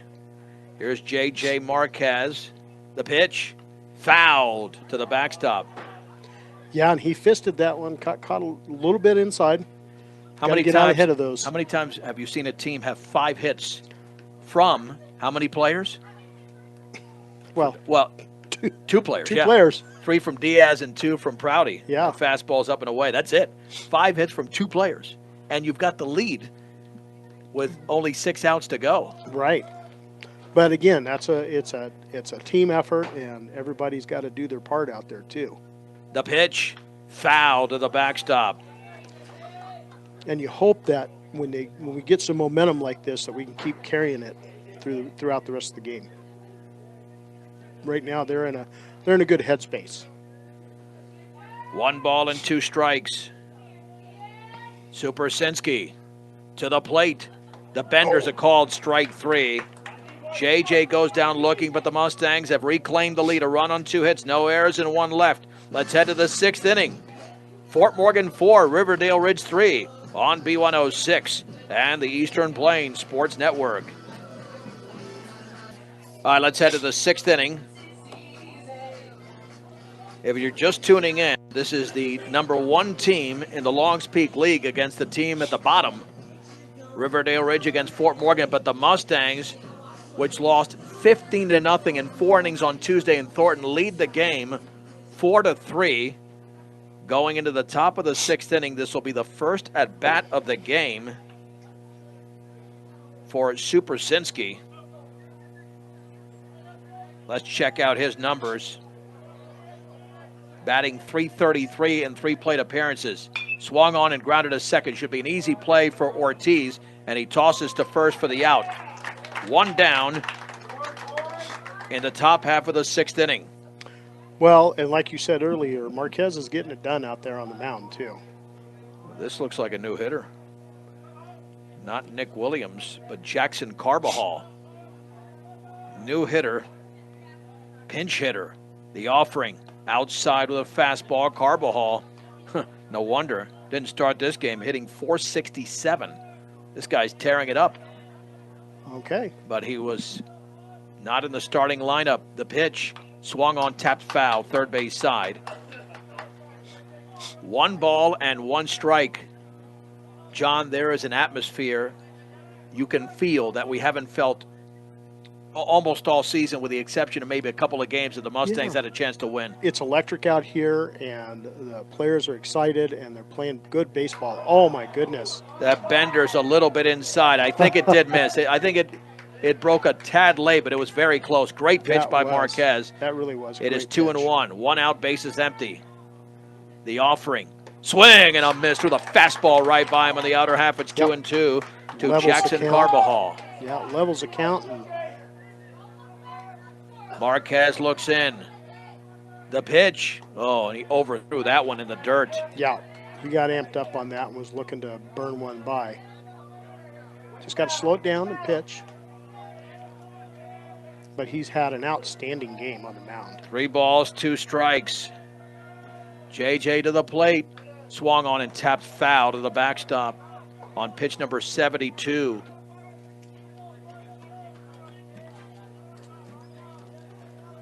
Three and 2. Logan Prouty made an appearance. And the offering. Oh, that's in the dirt. Yep. That's the first walk he's issued since the 2nd inning. We're in the 6th, third walk of the game. issued by Marquez. And now you bring up Colton Lancaster, who has struck out and singled. 1 out, 1 on. 4-3 Fort Morgan, top of the 6th inning. Marquez with a pitch, swung on and fouled off to the right, went with a curveball. Well, at one point early in the game, I said there's no way JJ could go 7, but with only 74 pitches deep, that's because of that 4-pitch inning he had in the 3rd. Oh, and that was monster. I'll tell you what. The pitch, fastball is upstairs, and the count levels at 1-1. Remember, he had a great outing in relief against Northridge in a 7-6 loss. The pitch, swung on and lifted into shallow left field. It's going to be a long run. Langford, the shortstop, is out. He makes the running catch, and back to first is Carbajal. No throw, 2 down. Good. And that's the athleticism of Charlie Langford. No way that Urias gets to that baseball. It was hit in no man's land. Yeah, and Langford made an outstanding athletic play to get out there. And then when he turned, runners almost a second, but he held the ball, which was the right call there. 2 down here for Adrian Solano, who's popped out and singled. This is your number 9 hitter, so you still have to go through the top of the lineup. The pitch, curveball, swing and a miss. That was nasty. That really thrown by was. J.J. Marquez. It's 0-1. Off of first is Carbajal. Time is called on pitch number 77, thrown by the sophomore right-hander. Throw back to first. Back and diving is Carbajal. Don't want to worry about him too much. Just keep him honest. Keep him at bay. Right. He was getting a pretty good lead there on the first time. Right now he's moderate. And that pitch is in the dirt, blocked by Jason Diaz. 1 ball, 1 strike. The Mustangs have an RBI single from Jason Diaz. He's 3 for 3. Chase Prouty with a 2-run and an RBI single. Those are the base hits that have plated runs for the Mustangs. Things didn't look good after the first pitch of the game when Dakota Alber went deep for Riverdale Ridge, but J.J. Marquez has really neutralized this team since then. Yeah, he really has. And again, he's just showing that he's got some great versatility on the mound. 1 ball, 1 strike. The stretch. And the offering. That's a strike with a fastball at the knees. Bottom of the zone. It's 1-2 to Adrian Solano. What a game from Eddie Underwood Field. 2-step lead. Is Carbajal going to be taking off anytime soon? He does. Swung on and lifted into shallow right field. Chisholm is coming on. He's got to play it on a hop. That's a base hit. He'll throw it to the cutoff man, Strange. And advancing to third is Solano. And that is a tremendous at-bat by Solano. He guided the ball into right field, and there's nothing you can do there. No, that's just a well-hit ball, well-placed. There's nothing you could say about that except good baseball, good hitting. Here is Dakota Alber, a home run. Then he flew to center and then grounded to third. He's 1 for 3. The tying run is 90 feet away with 2 down in the 6th inning. And the strike on a breaking ball is on the inside corner. It's 0-1. And that was a great bender. Got him to turn away from it, thinking it was going to hit him. No balls and 1 strike. JJ stretches. Got to watch out for any potential wild pitches. That's outside. No throw. A bluff there by Solano at first. He might be taking off anyway. They want to somehow, if they have to manufacture that run, do anything to force a mistake by the Mustangs. That's why you've got to get this hitter and forget about the base runner. The pitch swung on line, and the game is tied at 4. A base hit into left field. Here's Carbajal scoring. The second is Adrian Solano. We're tied at 4. And there was nothing they could do. He laced that perfectly between the third baseman and shortstop out there, just rolling it into left field. Tyler Swan will now hit line drive, a pop out and a single, 1 for 3. Again, you've got to maneuver your way through this part of the order. Yeah, because these guys are hitters. The stretch, the pitch, curveball is a strike. JJ's curveball is money today. It really is, and that was those are just beautiful curveballs coming in. No balls and 1 strike. Runners off of first and second. The pitch in the dirt and skips all the way to the backstop, and 2 runners are going to advance into scoring position. That went right between the wickets, but it is a wild pitch. It's 1-1, and now that puts all the pressure here on Jason Diaz. That puts a lot of pressure on Diaz. 1 ball, 1 strike, 2 down. The pitch, swing and a miss on a major slow bender. It's 1-2. And he was swinging for everything it was worth. Yeah, you got to challenge him here just like you did. And Diaz has got to be a wall now behind the plate. 1-2 to Tyler Swan. The offering. Swung on and tapped slowly right side. The pitcher Marquez has got it. Tosses to first for the out. And he limits the damage. J.J. Marquez unfortunately gave up the run, but hey, that was a well-earned run. 1 run on 2 hits. No errors and 2 left. We're going to head to the bottom of the 6th inning. The score, Fort Morgan 4, Riverdale Ridge 4 on the Eastern Plains Sports Network. The pitch, that is taken for a strike to Cooper Chisholm to lead off the bottom of the 6th inning from the right-hander Seth Superzinski. Chisholm in his first plate appearance of the game. The offering, swing and a foul tip. He's got to maneuver towards left field. He's pulling up that front side, and there's no way you're going to make contact. He made a little contact there, and the 0-2, and that's a called strike 3. That's ridiculous. That really was. That was off the plate. Clear off the plate. That was a foot off the plate. I mean, it was a good pitch, but again, it's not a strike. No. And if you're Cooper, there's nothing you can do with that pitch. So right.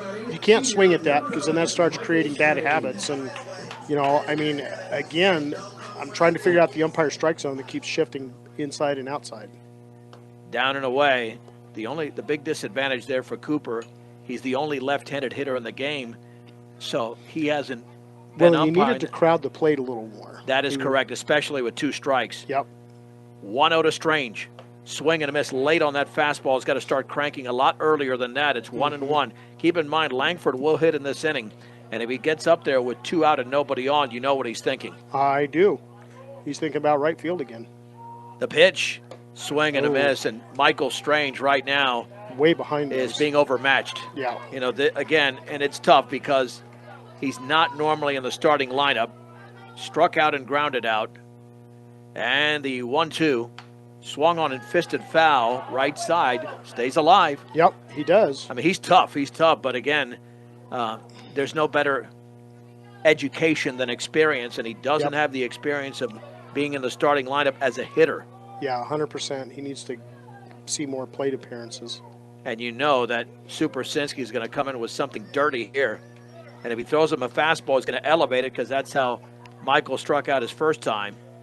Yeah, I'd almost throw him a changeup here. 1-2. Nope. Yeah, I don't think this guy throws a change. He's got the breaking ball and the fastball, which that's is all up I've and seen, away. yeah. But, I mean, if you have a good changeup, he's anticipating a fastball. Yeah, that's not in Superzinski's arsenal. 2-2 with 1 out, bases empty, tied at 4, bottom 6 the pitch. Breaking ball is way outside, 3-2. Yeah, well, now you know he's coming with heat. He's going to burn one right, try to burn one right by you. He already threw 2 by him, John. Yeah. He's coming with heat. Michael's got to be ready, shorten up that swing. He's got to load up early. And the 3-2 pitch, and that hit him. Hit him. Oh, my. That John's oh my is the equivalent to my holy mahungus. Because we didn't see that coming. But, no. But Michael was not. If Michael was going to go down, he was going to go down swinging. That's my shortened versions of lions and tigers and bears. Oh, my. There you go. And by the way, I was more worried about the baseball than Michael because he's such a big, strong kid. That deflected off of him like it was a wiffle ball that hit him. Right. And he just kind of looked at the pitcher and ran down. Here's Charlie Langford. Charlie in the game is 0 for 2, but has reached twice, and the pitch is down and away. 1 ball and no strikes. Yeah. If there is any time he's got to come through, John, it's right now. It is. And Supersinski knows that Charlie's a hitter. He's not going to throw him anything good to hit out over the plate. Looking back, short lead at first. Michael's got to be careful over there. The pitch. Fastball is upstairs. 2 balls and no strikes. You don't want to pitch around Charlie, but you got to be very careful with him because Jason Diaz is 2 doors down. Yep, and Jason's had a great outing today. 2-0. Watch for Charlie to be swinging. Step ball by Supersinski. Could be Superchinsky too, but I'm just going by the phonetic spelling. Right. 2-0. 1 out, tied at 4, bottom of the 6th inning. The pitch. Fastball is upstairs, 3-0, and let's see if Coach Langford is going to put the take sign on, and he will. Mm-hmm. Yeah, which is the right move. Yeah, I mean, with a great hitter, you'd like to see him swing away, but not in this situation. No. Not in this one. Again, you got to get base runners on. 3 balls and no strikes. Got to force him to throw at least 2 strikes. The pitch, right there, down the middle for a strike. Got a little bit of the outer part. 3-1 to Charlie Langford.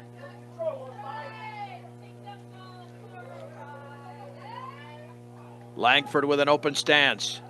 The stretch and the offering. Swing and a miss. A home run swing that came up empty. And I think that's the issue. You got to swing to contact. Well, now he does. Yep. He could get away with that 3-1. You can't get away with the 3-2. The stretch and the offering. Swing and a miss on a pitch up in the zone, and he goes down. 2 down.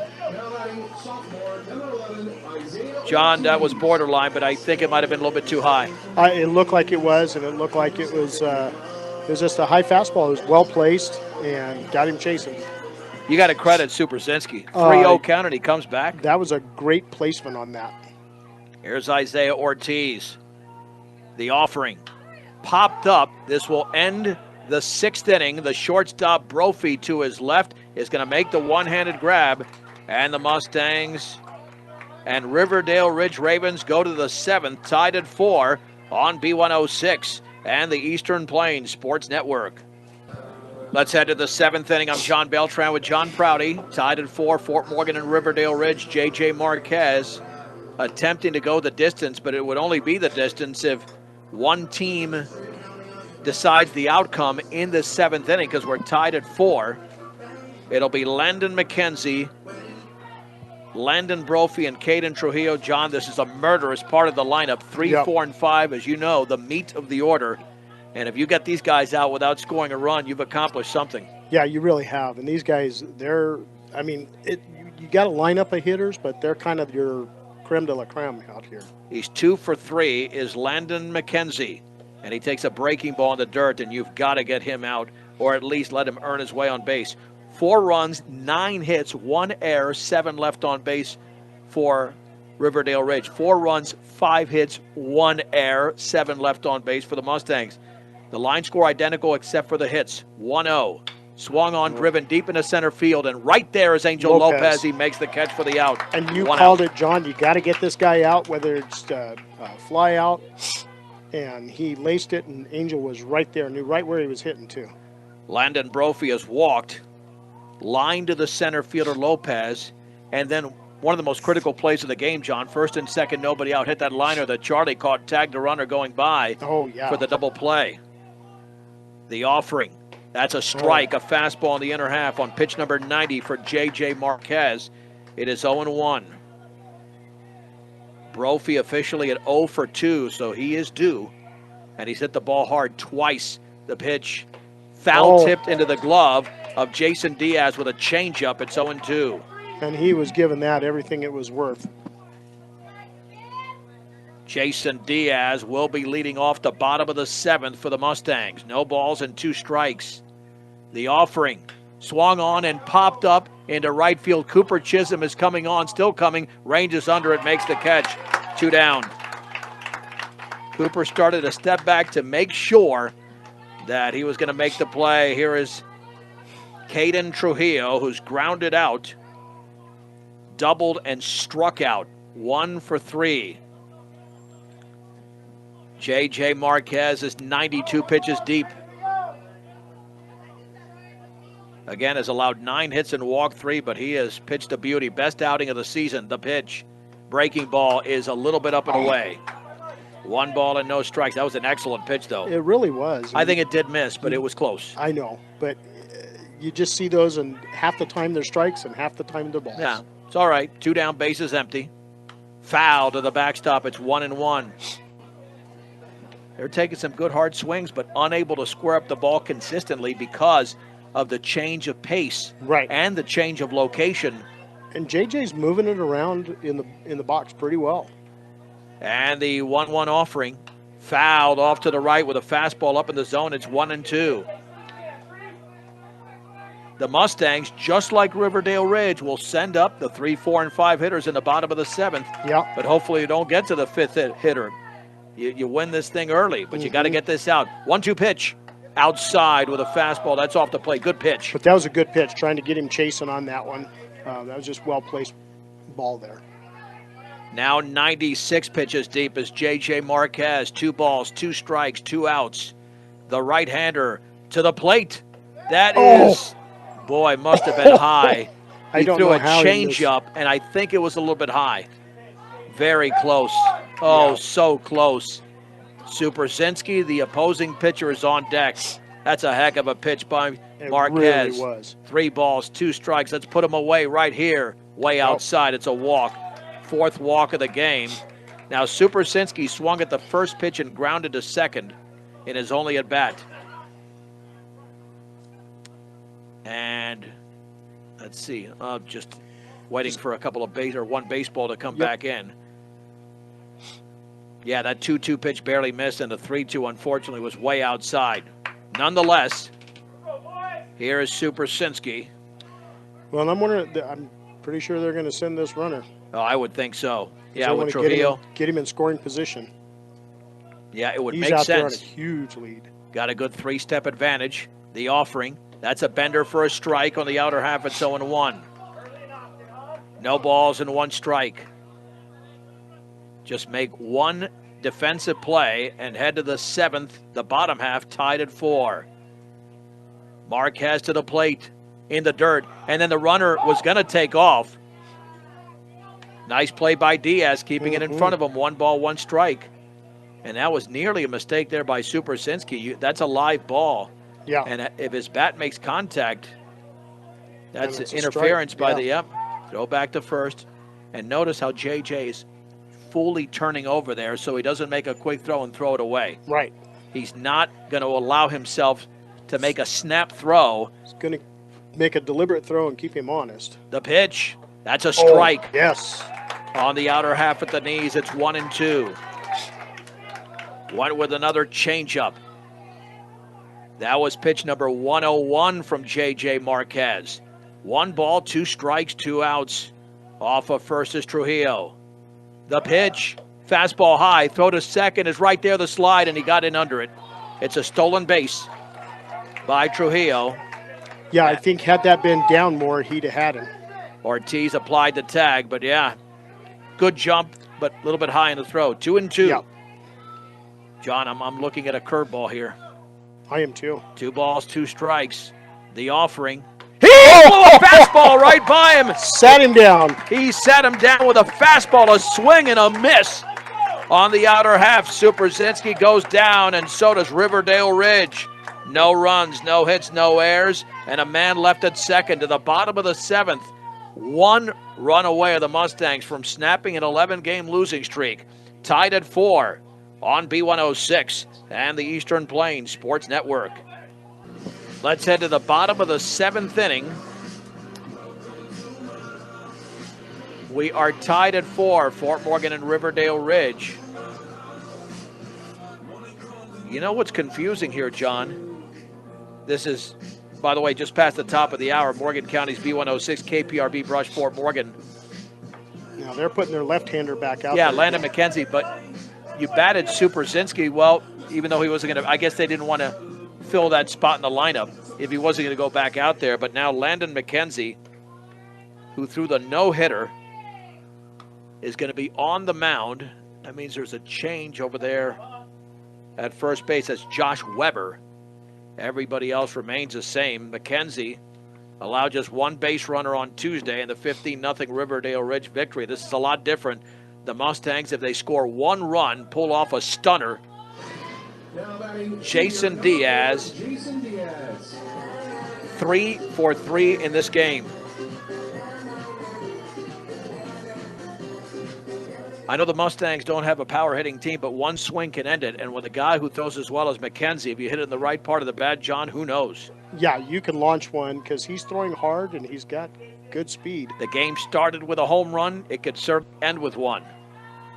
Boy, that would be nice. The left-hander McKenzie to the plate, down and in, off the glove of the catcher Lancaster. And John, this is not the same thing. He's not starting. He's not on his own mound. And it's not a game that is already out of hand. Well, and you got to wonder if he's feeling some pressure out there, too. 1-0. Yep, and that's not even close. That ball tails away 2-0. Because he's coming in cold, and he's thrown 2 balls right off the mound. Yep. Now, doesn't mean that he's not completely capable, but he also knows that Diaz has been hitting today, too. 2 balls and no strikes. The pitch, he grooves it in there for a strike. That's a great adjustment. You see how he took a lot off that pitch. He really did. He knew he had to get a strike in there. 2-1 to Jason Diaz to lead off the bottom of the 7th, tied at 4. The left-hander to the plate, swung on, lined up, base hit into center field. That's his 4th hit of the game as Diaz drilled it right up the middle. Jason Diaz has 4 of Fort Morgan's 6 hits. The other 2 have come from Chase Prouty. Well, Fort Morgan has got to do what they have not done well all season. Try to bunt a runner over. He's popped out, lined out, and grounded out. Miguel is for 3. The stretch and throw back to first. They've got to be careful over there because he picked off Prouty the other day. Yeah, Langford was telling him, too, watch the pickoff. Be on top of the bag. Yeah. Be on top of the bag. He's got a good move to first. He brings that leg straight up and just steps over. The stretch and the throw back to first. Yeah, be on top of the. Yeah, if you're Jason, I don't care if he goes back to the bag and the pitch is delivered to the plate at this point. I mean, you don't have to lean. You don't have to lean whatsoever. Remember, he's going for the cheap out, scoring a bunt, and he lays it down foul third base side. And that pitch was up and in. I'm telling you what, if he takes that pitch, it might have hit him. It was that far in, John, but really when you're squared. And he squared and he got that bat out a little bit and just enough to knock it down and it was going third base line, but then just kept on rolling. Right, well, that's the angle of the bat. Yeah. No balls and 1 strike. And remember, you don't have a lot of speed at first base, so the bunt almost has to be perfect. Let's see, Miguel's going to swing away now because that third baseman Swan playing in. He's squaring up a throw to first. Back in there is Jason Diaz. Jason, not only a great game, but what a smart player. Very smart player. He kind of fools you with this head movement because he'll look and he'll kind of move his head back and forth. So you think he's going home? And that's laid down foul. No, he's just angling that bat way too erratically. Yeah, he's got to pull it back in a little bit. Yeah, I mean, you want to bunt it down third, but he's got it way out there. The head of the bat is angled too sharply to keep that fair. It's 0-2. Well, so now we got to swing away here. But we got to swing smart because he's going to try to throw you something that's out of the zone to get you to chase here. The stretch. McKenzie throws to first, and back and diving is Diaz. He's going to keep on going. He wants that cheap out. He does. And I don't blame him. Well, and he probably is good for at least one of them a game. Tied at 4 in the bottom of the 7th inning. The offering outside. 1 ball and 2 strikes. And already McKenzie, it's in his head. He gave up a base hit, which he did not on Tuesday. 1 ball, 2 strikes, nobody out. Jason Diaz led off the bottom of the 7th with a base hit. Davila takes a pitch in the dirt that nearly hit him. Yep. And that was great job standing in there, trying to draw that hit batter to get on base. 2 balls and 2 strikes. Diaz. They're going to throw to first probably right now again. Nope, the pitch outside, up and away. It's 3-2. Oh, man, this is the risk that you could take if you're Coach Langford. You don't want to send the runner because of McKenzie's move. Right. Especially with nobody out. Just don't jump the gun. But you would be tempted, 3-2. They're going to probably throw to first here. No, to the plate. Swung on, grounded up the middle. The shortstop, Brophy, bobbles it, steps on the bag, throws to first, and that's a double play. That's a double play, 6 unassisted. And there's 2 down. Yep, that is the right call. It really is, and I mean, it was a good fielded play. He stepped on the bag, and John, that is the issue.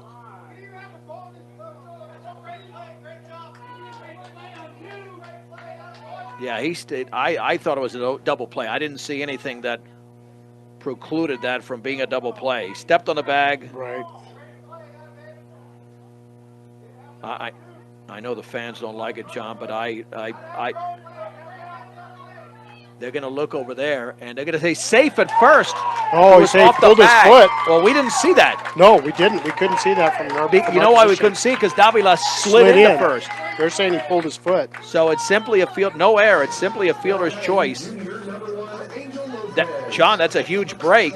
Yeah, because it really now is. that could allow Chase Prouty to hit in this inning. And you know what? I still would bunt here with Lopez. You have to do something to get somebody to second. I'd get somebody, and you got a little more speed with Davila. Yep, so apparently he was off the bag. The first baseman, Weber, was off the bag, but there's no doubt the throw beat him, John, but if his foot's not on the bag, then you got to call him safe. Right. Lopez has walked, grounded out, and struck out. Is that the break the Mustangs need to perhaps win the game? So instead of nobody on and 2 down, there's 1 on and 1 out. Deadlocked at 4 in the bottom of the 7th inning. The left-hander to Lopez. Throw to first, and you got to watch out. Yeah, he's got a great move to first, and he will catch you. Well, don't lean. I mean, Miguel was leaning. There's no reason to lean. No. I mean, if you're going to lean back towards first base. That is correct. Do not get picked off. The pitch. Swung on. Line down the left field line. That's a base hit, but only the second is going to be Miguel Davila on the base hit there from Angel Lopez, first and second. And here comes Chase Prouty. Well, this is the big shot here to win the game with runners at first and second and 1 out in the bottom of the 7th inning. Lopez took that pitch almost off his ankles. It was a pitch down in the zone. But boy, he put it right down third base line in perfect position there. Miguel at second. The runner at first means nothing. The stretch, the pitch, popped up over into center field. This will be the second out of the inning. Davila will not tag here. The catch is made, and the throw is made and cut off by the shortstop, Brophy, as Auber puts it away, 2 down.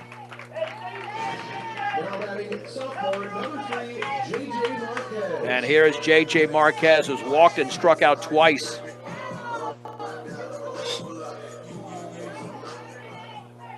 A base hit could end the game. A well-placed base hit out into right field could potentially bring him around.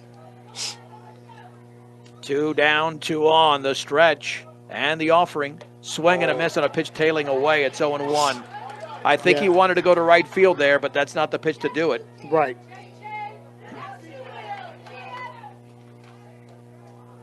One out away from sending it to the 8th. 1 hit away from winning the game.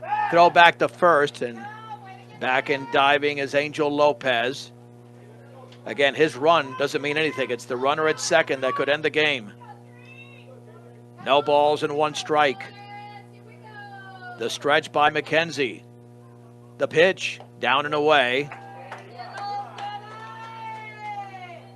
1-1. Just 1 hit. Marquez digs back in. And the offering. Swung on, grounded right back to the mound. This will send it to the 8th inning.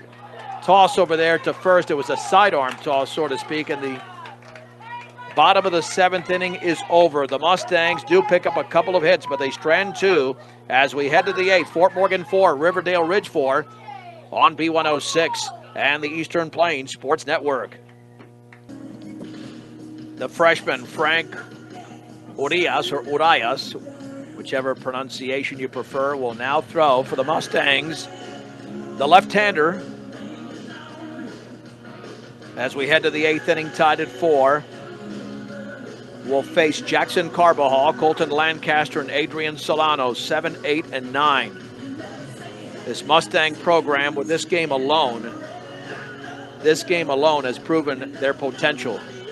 They had first and second with one out in the bottom of the 7th, but Chase Prouty flew to center, and then J.J. Marquez grounded to the mound. Frank is a left-hander with some good stuff. Riverdale Ridge certainly did not expect this. Jackson Carbajal walked in his only plate appearance. So here we go with Frank Urias. The pitch, that's a fastball for a strike. For over 100 years, Premier Farm Credit has been providing affordable, reliable, and consistent credit. Visit premieraca.com. And the offering, swung on and fouled off to the right. 9 locations across Northeast Colorado and Nebraska means there's always a location close by. Rudy's Tires, bringing you 10-10 preps and more every weekday. Visit rudystires.com for more.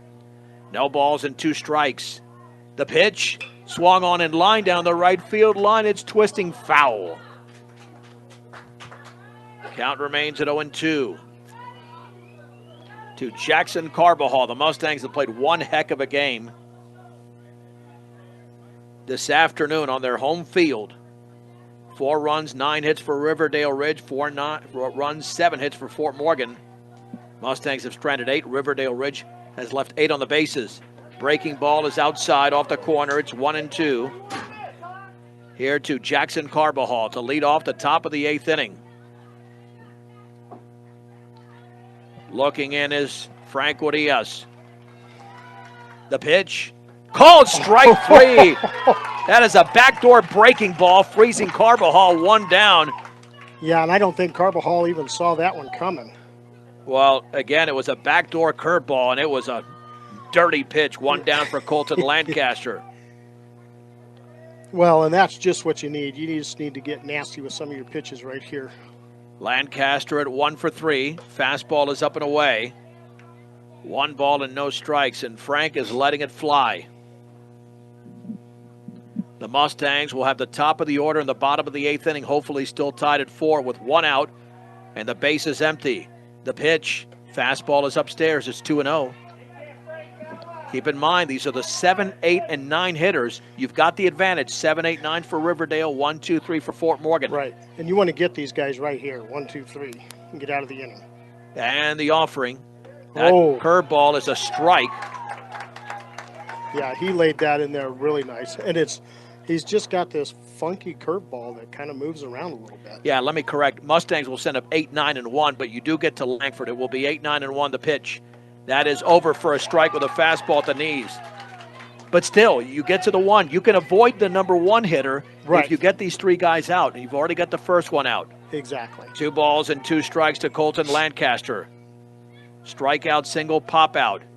The pitch, swung on and popped up in the shallow center. Here comes Angel Lopez. He will make the running grab, 2 down.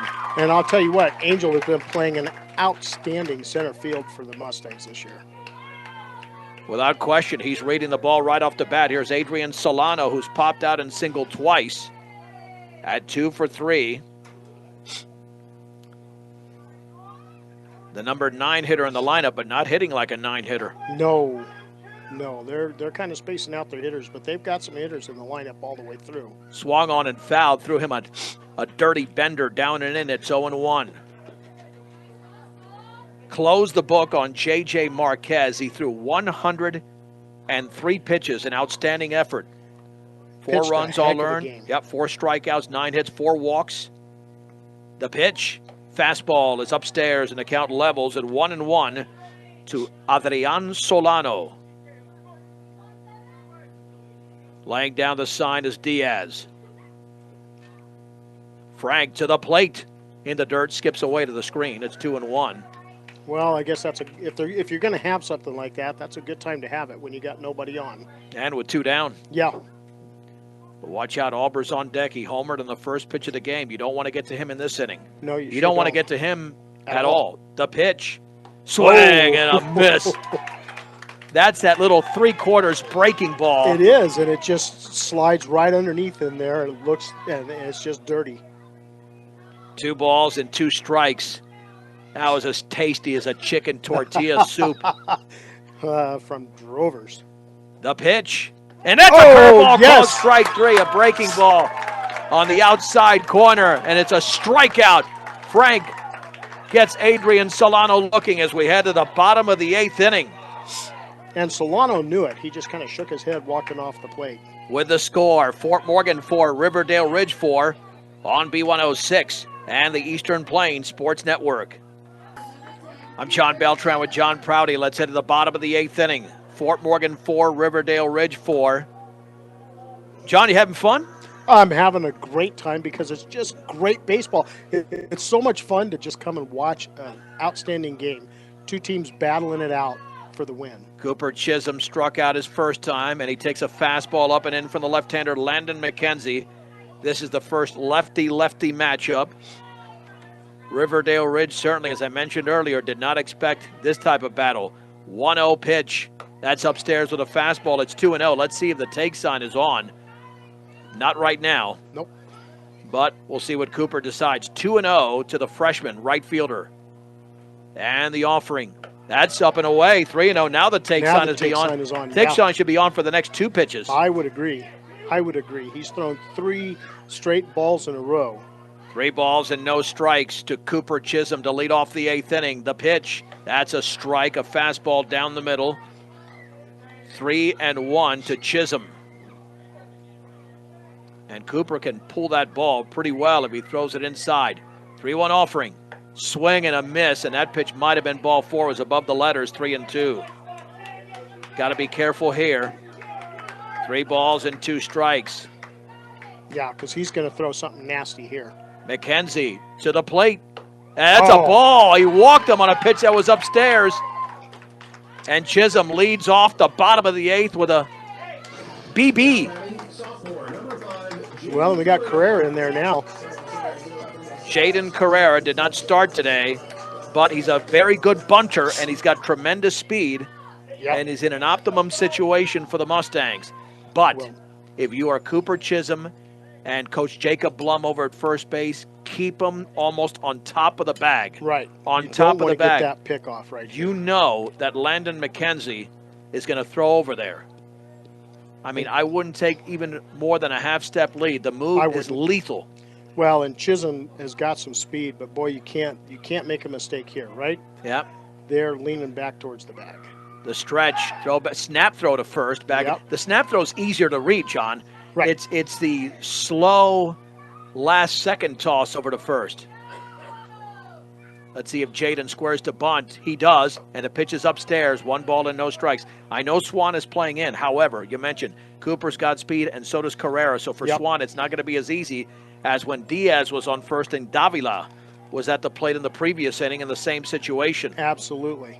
1 ball and no strikes. McKenzie to the plate, and that ball nearly hit him. He bunts at third base side. Excellent bunt. Swan's going to throw to first low and late. He's safe. Yep, it was not late, but the ball was misplayed at first by Weber. He dropped the ball. It'll be an error, though, on the third baseman. The throw went into the ground first and second with nobody out. Yeah, we got Langford up. Well, if you're Charlie, you swing away. I don't want him bunting here. No, but I think you've got to swing smart here. You don't try to crush one out of the park. Yeah, swing to contact. You try to place that ball right here and bring him around. So that scored a sac bunt with an error. The throw was low. It was not dug out. It was in time. So I misspoke there. It was not late, but it was just into the ground, and it was not dug out by Weber. But, John, you've got 3 chances. You've got Langford. You have got Ortiz and Diaz. Yeah. Langford is your best hitter this season. Ortiz is a contact hitter. He's hitting in the mid to upper 200s, and then Jason Diaz has 4 hits in a game. Yeah. They don't want to see Diaz. No, because he is on it today. So I see them conferencing on the mound. Well, Langford has grounded out, aboard on an error, walked and struck out. But you got 2 runners out there who have good speed too, Chisholm and Carrera out there. Langford is not due. Langford is overdue. Overdue. Yes, he is. 0 for 3 in the game. This is his shot to win the game for the Mustangs, tied at 4 against Riverdale Ridge in the bottom of the 8th inning. The pitch swung on and fouled off to the right. A solid swing by the senior shortstop. No balls and 1 strike. Fort Morgan has got this game on a silver platter here with Langford, potentially Ortiz, potentially Diaz. They can end it right here. The stretch by the lefty McKenzie. The pitch, the breaking ball is low. Oh, I didn't expect that. Was a nasty curveball, but it went below the knees. 1 ball and 1 strike. Yeah, it started dropping and it was just above the knees and went below the knees as it came in. The stretch by McKenzie. The pitch fouled off to the right. 1-2. John, that right center field gap is where Langford wants to go. He's got the ability. And it's a big gap out there right now. You got to line it, though, right out to the fence line. And the lead runner at second is Cooper Chisholm. He's the game-winning run. The pitch, and that one nearly got away on that breaking ball that broke way outside. It's 2-2. Nice snag there by Lancaster. If not, it's second and third. Yep. With nobody out. 2 balls and 2 strikes to Charlie. He might be been thinking, hey, let's drive it as deep as possible. The offering. Foul to the backstop. What a swing. Yep. Holy Mahungus, he had a big swing at that. Again, the game started with a home run. It doesn't have to end with a home run. No. It just has to end with a base hit. 2 balls, 2 strikes. A good deep base hit potentially scores Chisholm and wins the game. And watch out. Be very conservative on the bases. You don't want to make a mistake here. The 2-2. Swung on and fouled to the backstop. And he's going to battle in there and keep battling. To Charlie Langford. This is a tremendous at-bat. Fort Morgan 4, Riverdale Ridge 4 in the bottom of the 8th inning. Riverdale won 15-0 in 4 innings at home on Tuesday. This is a Thursday classic. The stretch. Langford awaits the pitch. Here it is. Curveball is grounded foul first base side. And that was a backdoor breaking ball, and Charlie did a great job of staying alive. Boy, if that had just rolled past first and gotten into fair territory there, Chisholm was 2/3 of the way to third base on that one. It remains at 2-2. The stretch. The pitch. Fouled off to the right. What a battle. Yeah. Oh, what a battle here for Fort Morgan's Charlie Langford. Johnny's seen 8 pitches, 2 balls, and 6 strikes, all of which have been fouled off. Yep. Well, and great at bat, and he's making him pitch to where Charlie wants it. Because he's going to keep fouling him off until he gives him a pitch that he wants to hit. Chisholm at second. He walked Carrera at first aboard on a sac bunt with an error on the third baseman Swan. 2 balls, 2 strikes. The offering outside with a fastball. 3-2. Oh, my. Ortiz is on deck. That's the second oh my from John in the last 20 minutes. Well, and it's just electric out here on the field. 3 balls, 2 strikes to Charlie Langford. Laying down the sign is Lancaster. The stretch. And the offering. Curveball is grounded to second. This will be the play at second for 1, and the first will not be made. It's a 4-6 fielder's choice as Caden Trujillo goes to Brophy.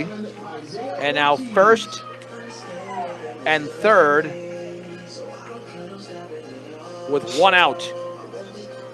Isaiah Ortiz will be the hitter. He's popped out, hit by a pitch, struck out, and popped out again. Well, here's the thing with Ortiz. 4 plate appearances, he has not hit the ball out of the infield, so all he's got to do is drive it into the outfield, and the game is over. Yep. You got Cooper Chisholm 90 feet away. It's a winning run. And Charlie hit the ball fairly sharply, but he's so fast that was not a double play grounder. Right. Well, they're at double play depth in the middle. This is interesting. You got to watch out if you're at first there. Charlie's got to watch out. He had a big base running gaff earlier this season. You know they're going to throw over there the stretch. The offering. Outside, it tails away. 1 ball and no strikes. And Jason Diaz, who's been a terror at 4 for 4, is on deck. Now they're playing halfway in the middle. 1 ball, no strikes. Ortiz awaits the pitch. Here it is. Swing and a miss. He went chasing on a fastball that would have been ball 2. You almost have at neck level. Yeah, you got to have more discipline than that. Don't give these away. John, I fear they lose this game if they don't score in this inning. You've got an incredible shot here. Right. This is their best shot at scoring. 1-1. To the plate. Swing and a miss on a fastball tailing away. Ortiz right now is lost at the plate. He's got to adjust. He has swung at 2 really questionable pitches. Yeah, I think those were 2 balls. 1 ball, 2 strikes. He's chasing, trying to hit, and you just got to make the pitcher pitch to you. McKenzie, swing and a miss. It was foul tipped into the glove on a tailing fastball and a strikeout of Isaiah Ortiz. 2 down. Here's Jason Diaz, who is 4 for 4. Now Miguel Davila's on deck. Let's see what they decide. They could load the bases. They could. They could do that. They could put him on. That is a possibility. You could load the bases. And I'm wondering if that's what the coach is going to do. That wouldn't be a mistake. He's putting him on. He is. John, I think that's the right play. I would agree. That's the right play. I would absolutely agree because he's too hot today. I think that's the right call because no matter what, you're not changing that runner at 90 feet. Well, Miguel Davila is 0 for 4. He's popped out, he's lined out, grounded out, and grounded into a fielder's choice. So here's the story. If you're Miguel, do everything you can to almost even get hit by a pitch if you can. Right. I mean, anything. Anything will score the run. You get a hit batter right here and game is over. Or he's got to figure out how to put it into play. Well, this is it. It's going to happen either with this hitter or we're going to head to the 9th inning. Tied at 4, Fort Morgan and Riverdale Ridge. The Mustangs scored 3 runs in the 3rd, 1 in the 5th. Riverdale with 2 runs in the 4th after they had a leadoff homer in the game, and then 1 in the 6th inning. Miguel Davila can end the game. A wild pitch can end the game. A balk can end the game. Absolutely. There's so many different scenarios that can play out here. And you've got to believe that McKenzie on the mound is feeling a lot of pressure right here. Remember that Davila 0 for 4 was hitting .310 going into the game. Yeah. So they're not even going to play on first. He's going to back him up. And he's going to go out of the windup. The pitch, that's a strike down the middle of the knees. It's 0-1. No balls and 1 strike. At some point, you might anticipate a backdoor breaking ball. Right. Davila awaits the pitch. Here it is. Oh. Swing and a miss, and that is a horrendous pitch to swing at. Right. That was up above his head. Yeah, I mean, now that was terrible. He swung at a pitch that's not even a strike to Shaq. Right. No balls and 2 strikes. Yeah, you cannot go fishing like that. No. And now he's in a major hole. McKenzie looking in, the offering, and that's low. 1-2. You got to think right now below the hands. Below the hands. Yeah, McKenzie's going to be working the zone right here, trying to get him to chase too. 1 ball, 2 strikes, bases loaded. The pitch. That's a curveball called strike 3. That's a perfect pitch. Yep. And that was anticipated, the backdoor breaking ball. Yep. And Landon McKenzie gets out of a major mess. And the Mustangs are held off the board in the bottom of the 8th inning. No runs, no hits, 1 error, and 3 left. Let's head to the 9th. Fort Morgan 4, Riverdale Ridge 4 on B106 and the Eastern Plains Sports Network. Along with John Prouty, I'm John Beltran. Let's head to the top of the 9th inning. Fort Morgan 4, Riverdale Ridge 4. Franco Diaz mowed down the side in order. In the top of the 8th inning, he will face the top of the lineup, Dakota Albert, Tyler Swan, and Landon McKenzie. Which are number 1, 2, 3 in the lineup, I believe. Yeah, and Auber is 2 for 4. A home run and an RBI single, so he's driven in 2 of Riverdale Ridge's 4 runs. And you would hate to see this losing streak extended to 12 games, but well, especially it's going to feel like a victory even if it is a loss. Yeah, but especially with the performance that the Mustangs have had today. Because I will tell you, this is good baseball when you're leaving it all on the field. Lefty against the righty Auber. Urias to the plate. Swung on and grounded foul. And that breaking ball, it's 0-1. And now that sun could play a role. You can see that is beaming. It is feels like it's right on top of the field. And it's dropped just down, just above the horizon. That's brutal out there on third, short, and left field. No balls and 1 strike. The wind and pitch. Fastball is up and away. Well, when you play a team twice in 3 days, full games go 14 innings. Yeah. Not 4 and 9, which is 13. The offering. Swung on and lifted into shallow left field. It's going to be a long run for Marquez. Still coming, and he's going to make the grab. 1 down. That was a great cover of the field out there to get underneath that ball and make that catch. Dakota Auber is 2 for 5. Now here Tyler Swan at 1 for 4. Lined out, popped out, singled, and grounded out. John, what we have seen recently, there's a bright future for Mustang pitching with Frank, with Chisholm, with J.J. Marquez. The pitch, squaring to bunt, fouled at the plate.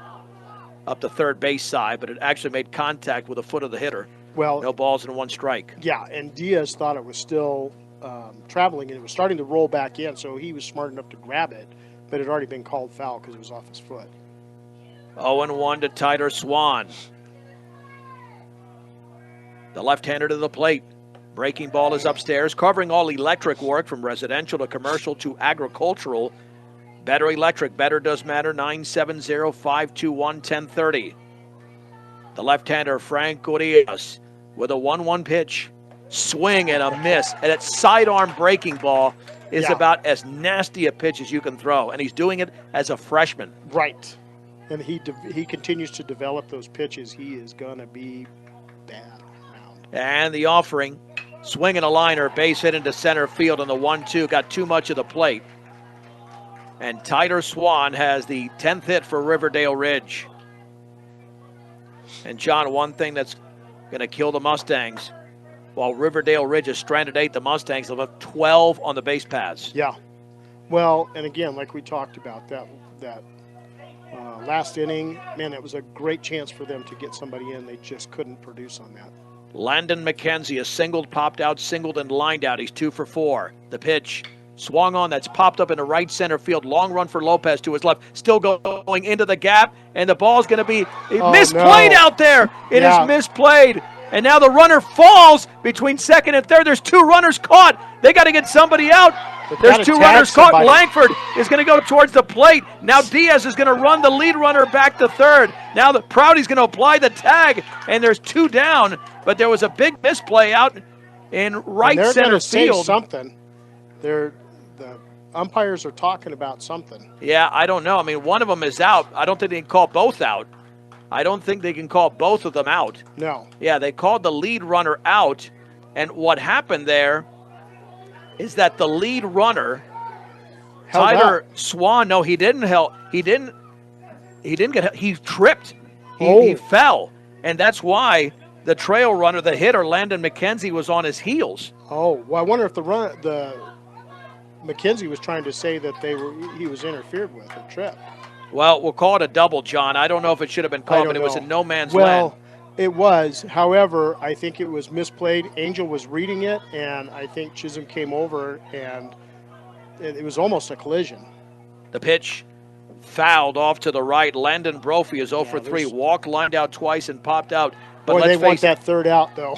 But the Mustangs caught a huge break. That's really a huge break. They really did. Yeah, there was no interference. He tripped either over the bag, but it was near second base. Yeah. Where Tyler Swan tripped. Charlie was clear out in almost to the outfield side of the grass, and Prouty was over here on third, covering third. So I don't know where there wouldn't have been any interference on that. And the breaking ball, it bounces away. Now to the plate, the toss, the slide, and out at the plate! Out at the plate! Holy mahungus! I don't believe that one. The runner trying to score, and McKenzie is called out at the plate. Oh, and McKenzie's throwing his helmet over here. That's John, not okay. I think Fort Morgan got another break. That was really close. I'm not really sure. was. We didn't have the angle, but if he's complaining that bad, John, and I thought that play was close. Except that Frankie was coming in. It went under McKenzie into Frankie's glove as he's coming in, and he shoved McKenzie enough to where McKenzie had to reach back around to get to the plate. So I actually think that he had it. The call was made. So actually, John, my opinion and your opinion are irrelevant. It is. It only matters. It's only the umpire's opinion, and the bottom line is that they call that baseball. McKenzie is thrown out at the plate on a pitch that got a few feet away from Jason Diaz. He took a step with an underhand toss, which quite frankly was a little bit of a mistake. Just toss it without taking the step. That took more time, because then I think if he tosses it without the step, then he's going to be out by a lot more than he was, because that was a bang-bang play at the plate. Yeah, he'd have been out by a couple feet then. So, John, we had one play unofficially go 9-6 to 2-5 to get the second out. That one went 2-1 to get the third out. Very unconventional way of getting out of a top of the ninth inning that for Riverdale Ridge included no runs on 2 hits. And now they still have stranded 8 because the bases were left empty. And as we head to the bottom of the ninth inning, in one of the... Well, I still want to see how McKenzie responds to this, because he's still hot under the collar about getting called out. Well, you can't now. I mean, he's... But you can see how his body language and everything out there. He's upset. And you know as well as I do, as a pitcher, if you're upset, that can really impact your game. Well, listen, there's no doubt that he thought he was safe, and it was a bang-bang play, but again, it doesn't matter. Here's Lopez. Yeah. Well, and I will tell you that the umpire did have the best view, because he was standing right over the play on that. He was as close as he could without interfering. Walker ground out, a strikeout, and a single for Angel Lopez, who is 1 for 3, the left-hander. Landon McKenzie to the plate. Swing and a miss on a pitch tailing up and away. It's 0-1. Yeah, you've got to bat smart here. Don't give away those strikes.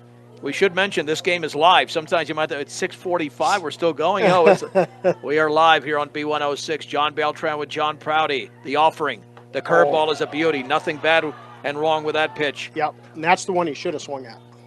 No balls and 2 strikes to Angel Lopez, followed by Chase Prouty and J.J. Marquez.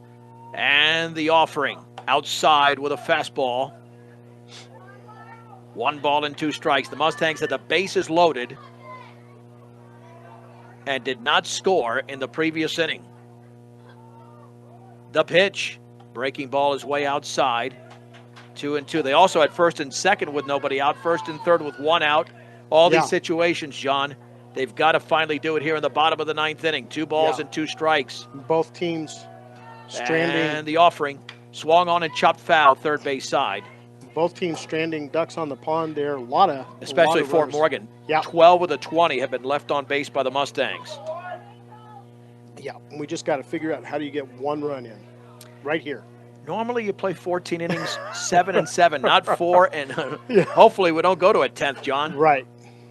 2-2. Curveball, swing and a miss, but the ball's going to get away. It'll be a wild pitch. Lopez is going to reach on a strikeout. Well. And that's any way you can get there. John, W-I-T are the initials. Whatever it takes. That's it. Whatever it takes. I knew you were on that one for me, yeah. Well, I thought you were heading in a different direction, and then I realized we're, like you said, live on the radio. Right, exactly. No, I'm not. I don't go in that one. All right, Chase Prouty has grounded into a fielder's choice. An RBI single was preceded by a 2-run single. Then he popped to center. 2 for 4 in the game. And again, Lopez has got to watch out at first with that excellent pickoff move. Swung on and fouled back. Good swing there by Chase. No balls and 1 strike. Yeah, and I think you have to take that cut because he's laying in that zone and thinking that nobody's going to take that first swing. Still plenty of sunshine at Eddie Underwood Field. The offering. Curveball is a beauty. That is a very good pitch. Yep. At the knees, it's 0-2. McKenzie's thrown 53 pitches, nearly halfway to a full outing. Looks in for the sign. The offering. Swung on, lifted to center field, a routine play, going back and ranging under it and making the grab for out number 1 as Lopez goes back to first as Dakota Auber. Prouty at 2 for 5, and here is J.J. Marquez, who has walked, struck out twice, and grounded out. J.J. is 0 for 3. One big hit, John, one thing in the gap. That's what they need, just something in the gap. The grass is pretty thick out there. You notice the ball's not rolling once it gets out there. Throw back to first. He nearly threw it away. Nice backhanded play by Weber. John, I think that Mustangs need another break. It's just going to be so Boy, if he'd have thrown that away, an Angel could have got to second. That's what they need. Well, they've already got a break getting him on. Yeah. Marquez awaits the offering, and that's in the dirt. And a nice block by Colton Lancaster. Would be nice to get another wild pitch here, too. Or 2. And these catchers are running on adrenaline. They are. They're tired. Their legs are on fire right now. 1 ball and no strikes. 1 out, 1 on. Tied at 4, bottom of the 9th. Fouled off to the right. And the count is level at 1-1 to J.J. Marquez. You would have never known a game could be like this. 11-2 in league play, 13-5 overall for Riverdale. The Mustangs 2-11 and 5-13. They have not won in over a month, but they've got a shot here. The pitch swung on, long down the right field line, but it's going to be caught. And back to first is Lopez. A line shot that was caught by Carbajal in right field, and Marquez got all that baseball. 2 down. Yeah, if he'd have been able to get that down just a little more, just to drop it in, that could have gotten Lopez to third. Cooper Chisholm has struck out and walked.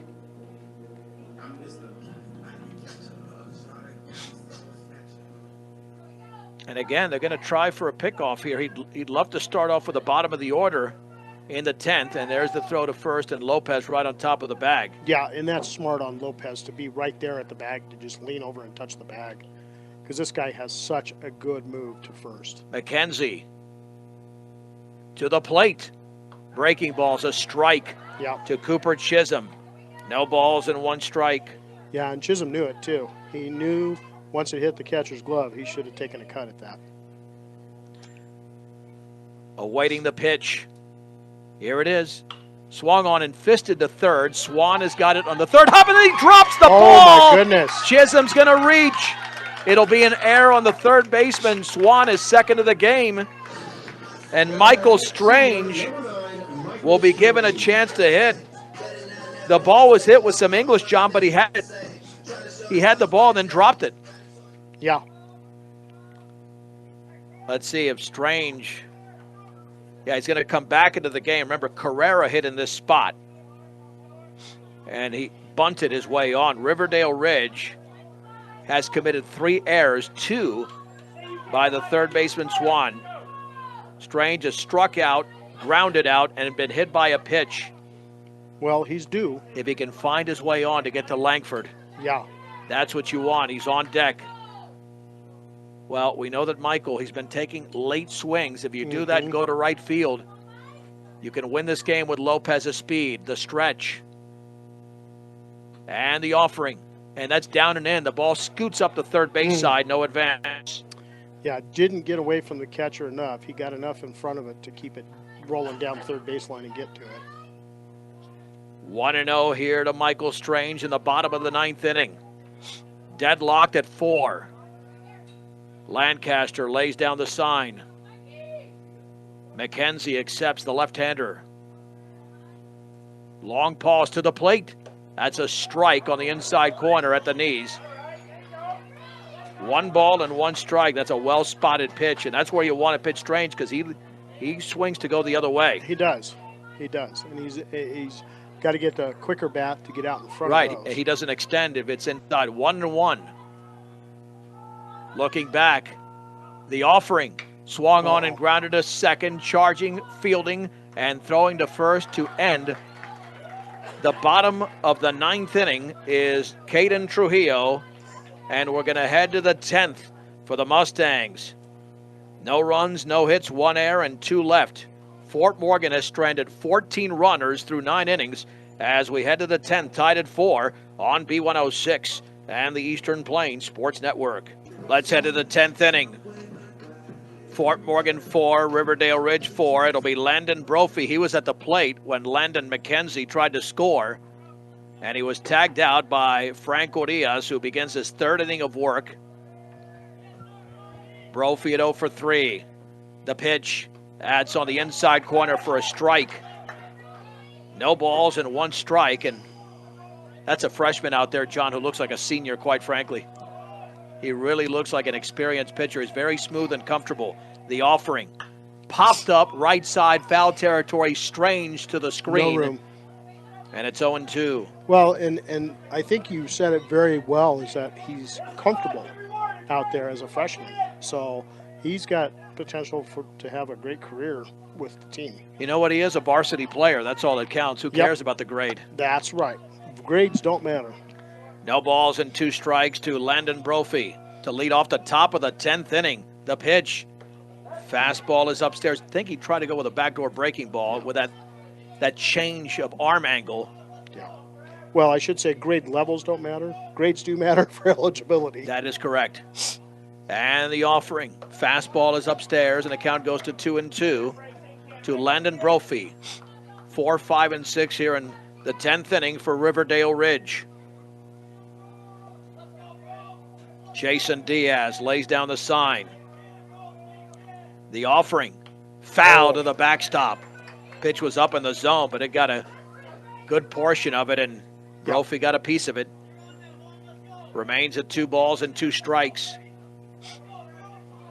Regardless of the outcome of this game, Fort Morgan has made major strides on this Thursday afternoon. The pitch. Swung on line towards right center field. Chisholm to his right is right there to make the catch. That was read beautifully by the freshman right fielder. 1 out. Here's Caden Trujillo, who grounded to third, doubled down the left field line, struck out and walked. The right-handed hitting second baseman is 1 for 3.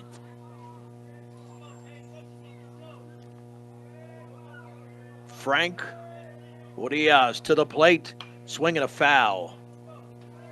On that pitch tailing away. And he is pitching really well. Like he's no surprise here. He's a seasoned pitcher on the mound. No balls and 1 strike. Looking in. And the offering. It tails away. Outside, it's 1-1. Yeah, this game has seen how many pitches? The offering. Outside, 2-1. This game has seen a lot. 330 pitches. Well, Mustangs have to play again on Saturday. That's right. 2 balls and 1 strike. Here to Caden Trujillo. 1 out in the 10th. Swing and a miss on a bender in the dirt. That would have been ball 3, but it was such a really good pitch that he swung at it. Again, make your balls look like strikes and your strikes look like balls. And that's what he did there. That was a ball that looked like a strike. 2-2 to Trujillo. To the plate. Swung on and popped up shallow right field. Chisholm along the line. Still going. He dives. And off his glove into foul territory. Trujillo to second. He's going to stay right there. What a dive there by Chisholm. Nearly made a splendid catch. It'll be a base hit. When it's too bad. He had it in his glove, and when he hit the ground, it just popped out. But it was an outstanding effort, and those are hard balls to catch. Looks like Josh Weber will now be the hitter. Yeah, that's just too bad. Cooper made a heck of a play. Yeah, but it scored it out of his glove. Yeah, and it would have been nice to have that second out right there. Well, this is lefty against lefty. Well, and sometimes you need that type of break. Mm-hmm. The stretch. And the offering. The curveball is a strike. That was a beauty, because usually lefty on lefty kind of screws a left-handed pitcher up. Not that time. No balls and 1 strike here to Josh Weber. Tied at 4 in the top of the 10th inning. 1 out, 1 on. The pitch swung on and grounded on 1 hop. Langford to third. Prouty with the tag and out at third base is Caden Trujillo, and there's 2 down. That was nice, and that's good heads-up baseball by Charlie Langford. And by Chase covering the bag. Yeah, Prouty was right there on the bag waiting for it, got it, and he slid right into the tag and held on to the ball. John, that's why as a base runner, you got to make sure you're going to get there. Right. And he took a shot thinking that the play would be made to first. Yeah. 2 down. Outside, no throw. That's an easy stolen base there by Josh Weber. Yeah, I don't even think that Frankie even saw it. Well, you know what? It doesn't matter if he retires. Jackson Carbajal, who has walked and struck out. Fielder's choice went 6-5. And that pitch is a strike. 1 ball and 1 strike off that fastball. The pitch popped up. This will end the inning. Who's going to call for it? The shortstop, Langford, edge of the grass or inside the clay, actually makes the catch. A couple of steps on the clay. What is it that I say? Oh, my. That's what it was. In the inning for Riverdale Ridge. No runs, 1 hit, no errors, and 1 left. 9 1/2 innings of baseball been played. Fort Morgan 4, Riverdale Ridge 4 on B106 and the Eastern Plains Sports Network. Let's head to the bottom of the 10th inning. Now batting, senior number 15, Charlie Langford. Charlie Langford will hit against Landon McKenzie.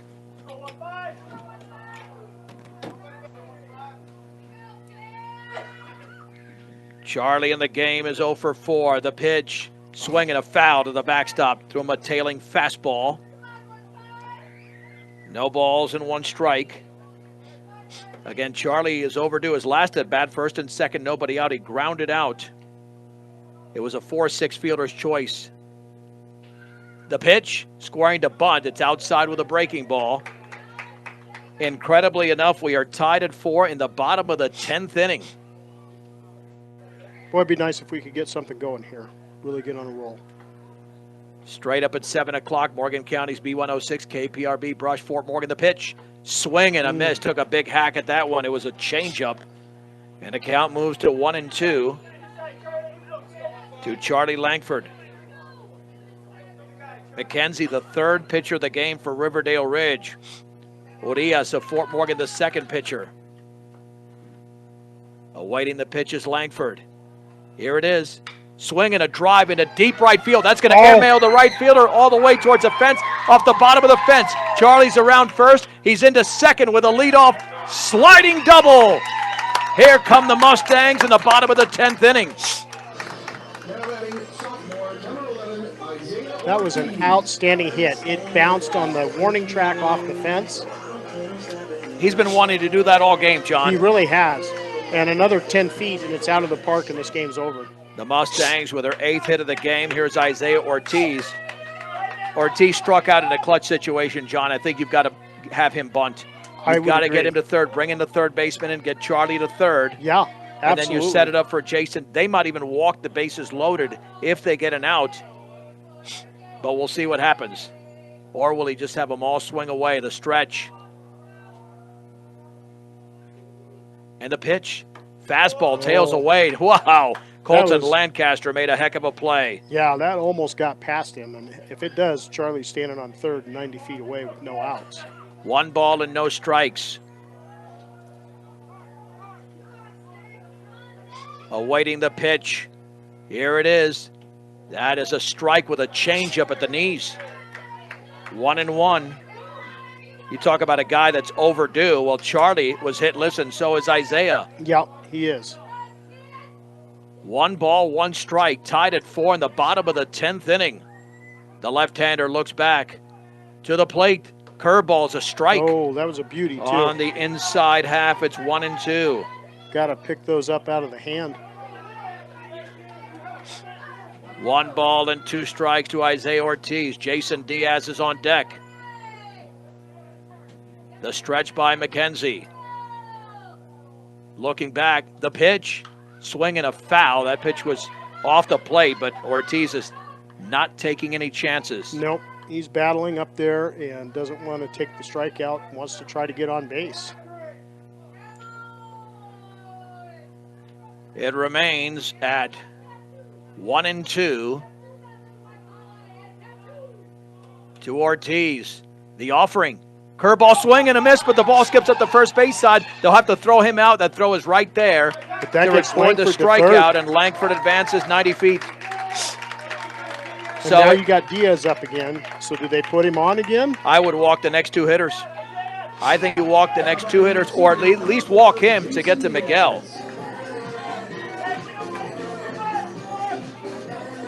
I don't think there's any question that you walk Diaz.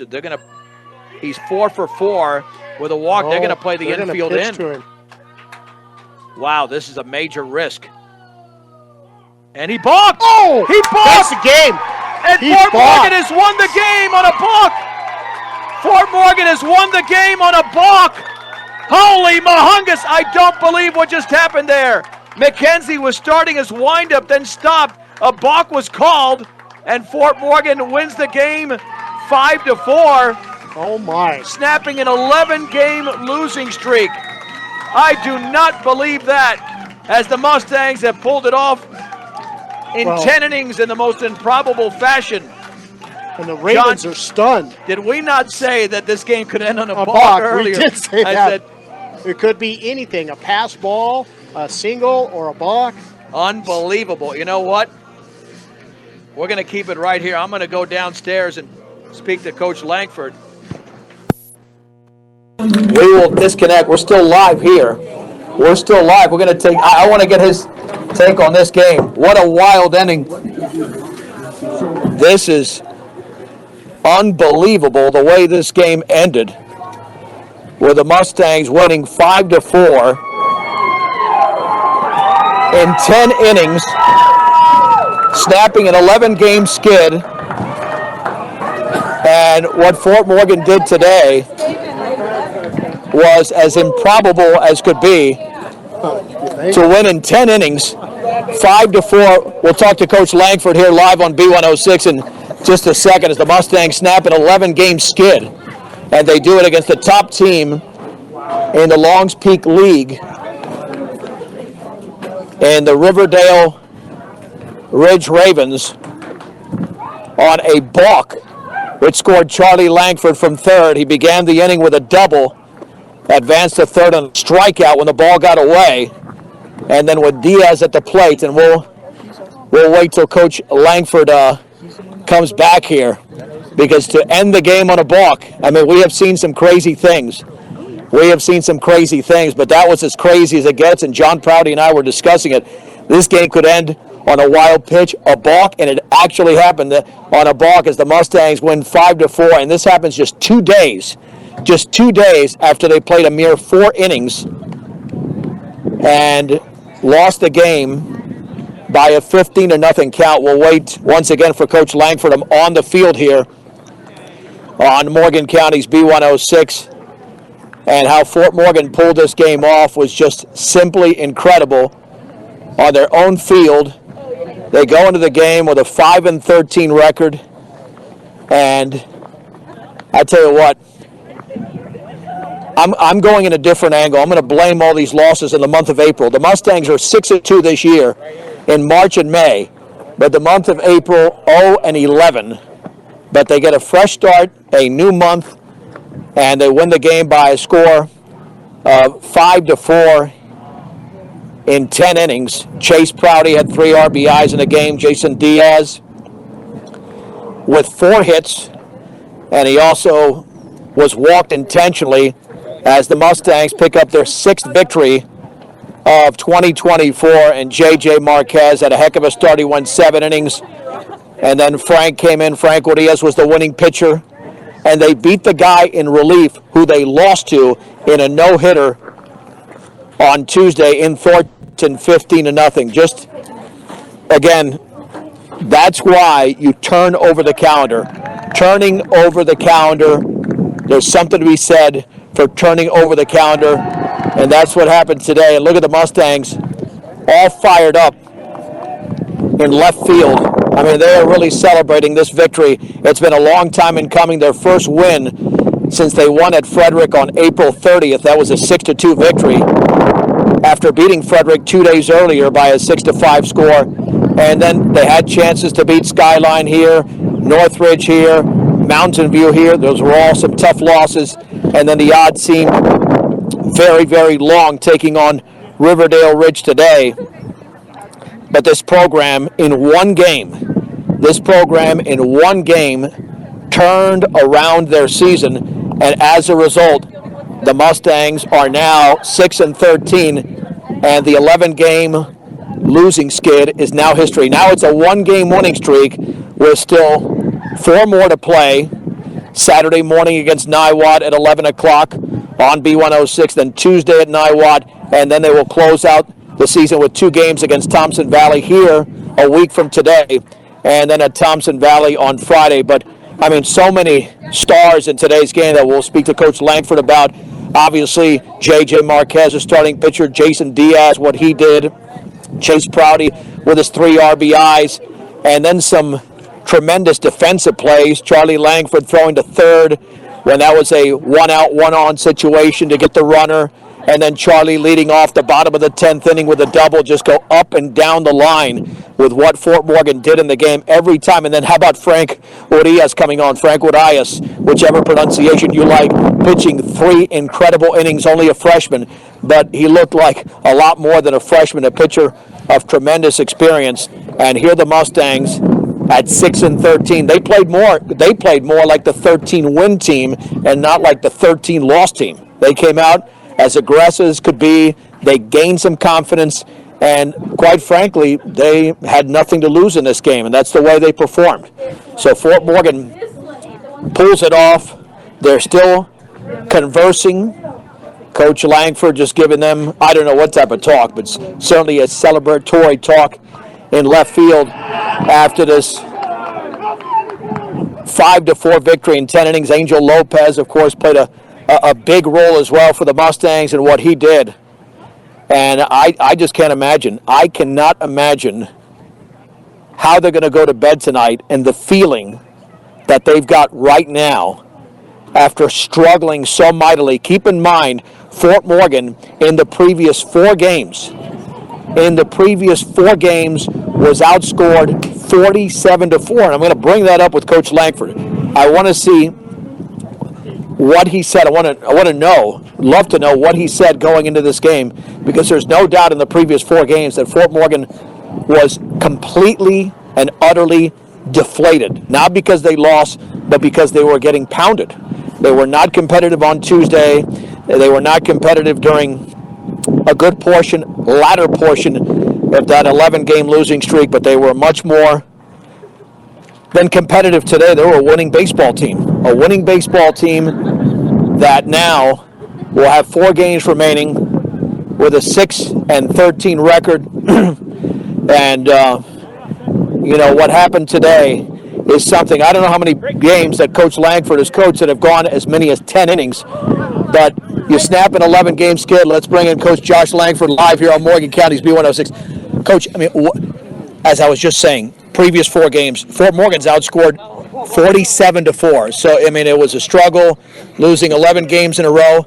You know, the one thing, Coach, I almost blamed it on the month of April. 5-2 in March, 0-11 in April. Let's turn the calendar again. Want to know, what did you tell this team going into this game, Coach, knowing that, hey, you've got none to lose at this point. You're taking on the top team. We know what happened on Tuesday, and you had a different baseball team out here this afternoon. Yeah, it's just positive attitude plus effort equals performance, and we've been trying it for a while and emphasizing it for a while, but I just felt like we played the game the right way in the majority of phases today. We didn't do something error-wise to snowball in an inning or walk-wise in the inning, and pitching is what won us this game. Well, not only pitching. It's not like you had 2 seniors out there, a sophomore in JJ and the left-hander in Frank. Tell me about what made them so dominant today. Yeah, I mean, JJ gave up his hits and walks, but he hung in and he went 7 innings. Strike 1. instead of ball one, strike one, and put the pressure on the hitter right away. I thought JJ was throwing his curveball for strikes early in the count too, so he wasn't one-dimensional. He had two dimensions, and that was fun to see. And I just felt like we earned and deserved a break, and to get a little help with the balk off is, I guess, what it took for us to win it. It reminds me so much of that game, and I think 2013 when we went 12 innings with Skyview or something and won it with a balk off then too. So it's just crazy how, I guess, the game comes back full circle. But I just really am proud of my guys, and had a lot of fun regardless of winning or losing. But it was fun, and this whole season I've really enjoyed myself regardless of wins and losses, and I really like these kids, and I think they like me too. And so it's still good in our dugout. It's good at practice. We just aren't having wins to show for it. But Josh, what a difference 3 hours makes. The attitude, it looks like a completely different baseball team, almost like it transformed the program in one game with all that young pitching and some of the great plays that were made on both sides. Yeah, and I think it creates a little bit of energy and momentum with our guys, and I think that it complemented the defense having such good pitching, and so it was fun to see them complement each other, and to make a few plays that were really cool. I thought Charlie almost had we almost had a triple play on that one Charlie, and then had a runner who tried to take third when he didn't have to, and Charlie was able to throw it to Prouty, and we all kind of thought that guy swum over the tag. It might have been safe, but he called him out. To have the obstruction call, but we still led to an out going to third, which I don't even know what the call. I've never even seen it. I know you get 90 feet, but I guess if you try and go for another 180, that's on your own, I guess. So we caught a break there. A pass ball at home that was thrown back to Frank. And I'm telling you, if he wasn't left-handed, right, he was right-handed and had to reach across his body, we wouldn't have got the out, but he's left-handed, and it fell right in front of the plate. So Frank, by the way, he looked like a senior out there, Josh.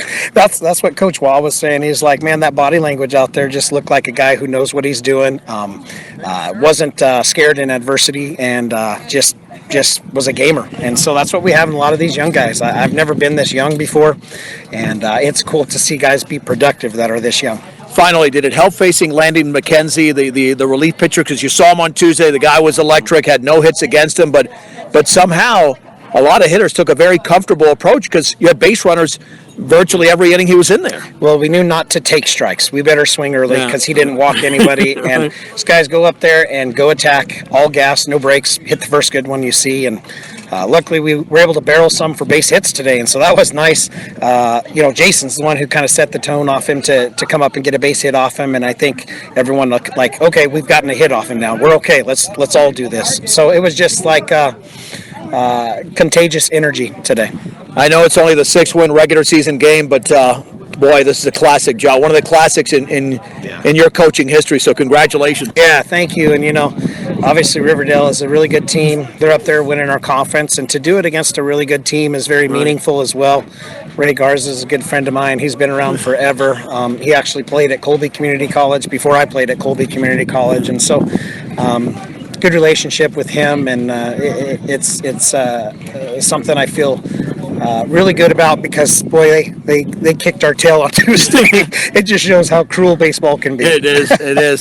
Coach, congratulations. Thank you. That's Mustangs head coach Josh Langford. The Mustangs win in 10 innings against Riverdale Ridge by a score of 5-4. Just a classic baseball game this afternoon from Eddie Underwood Field. The game took 3 hours. We will recap it here once we get back to the booth.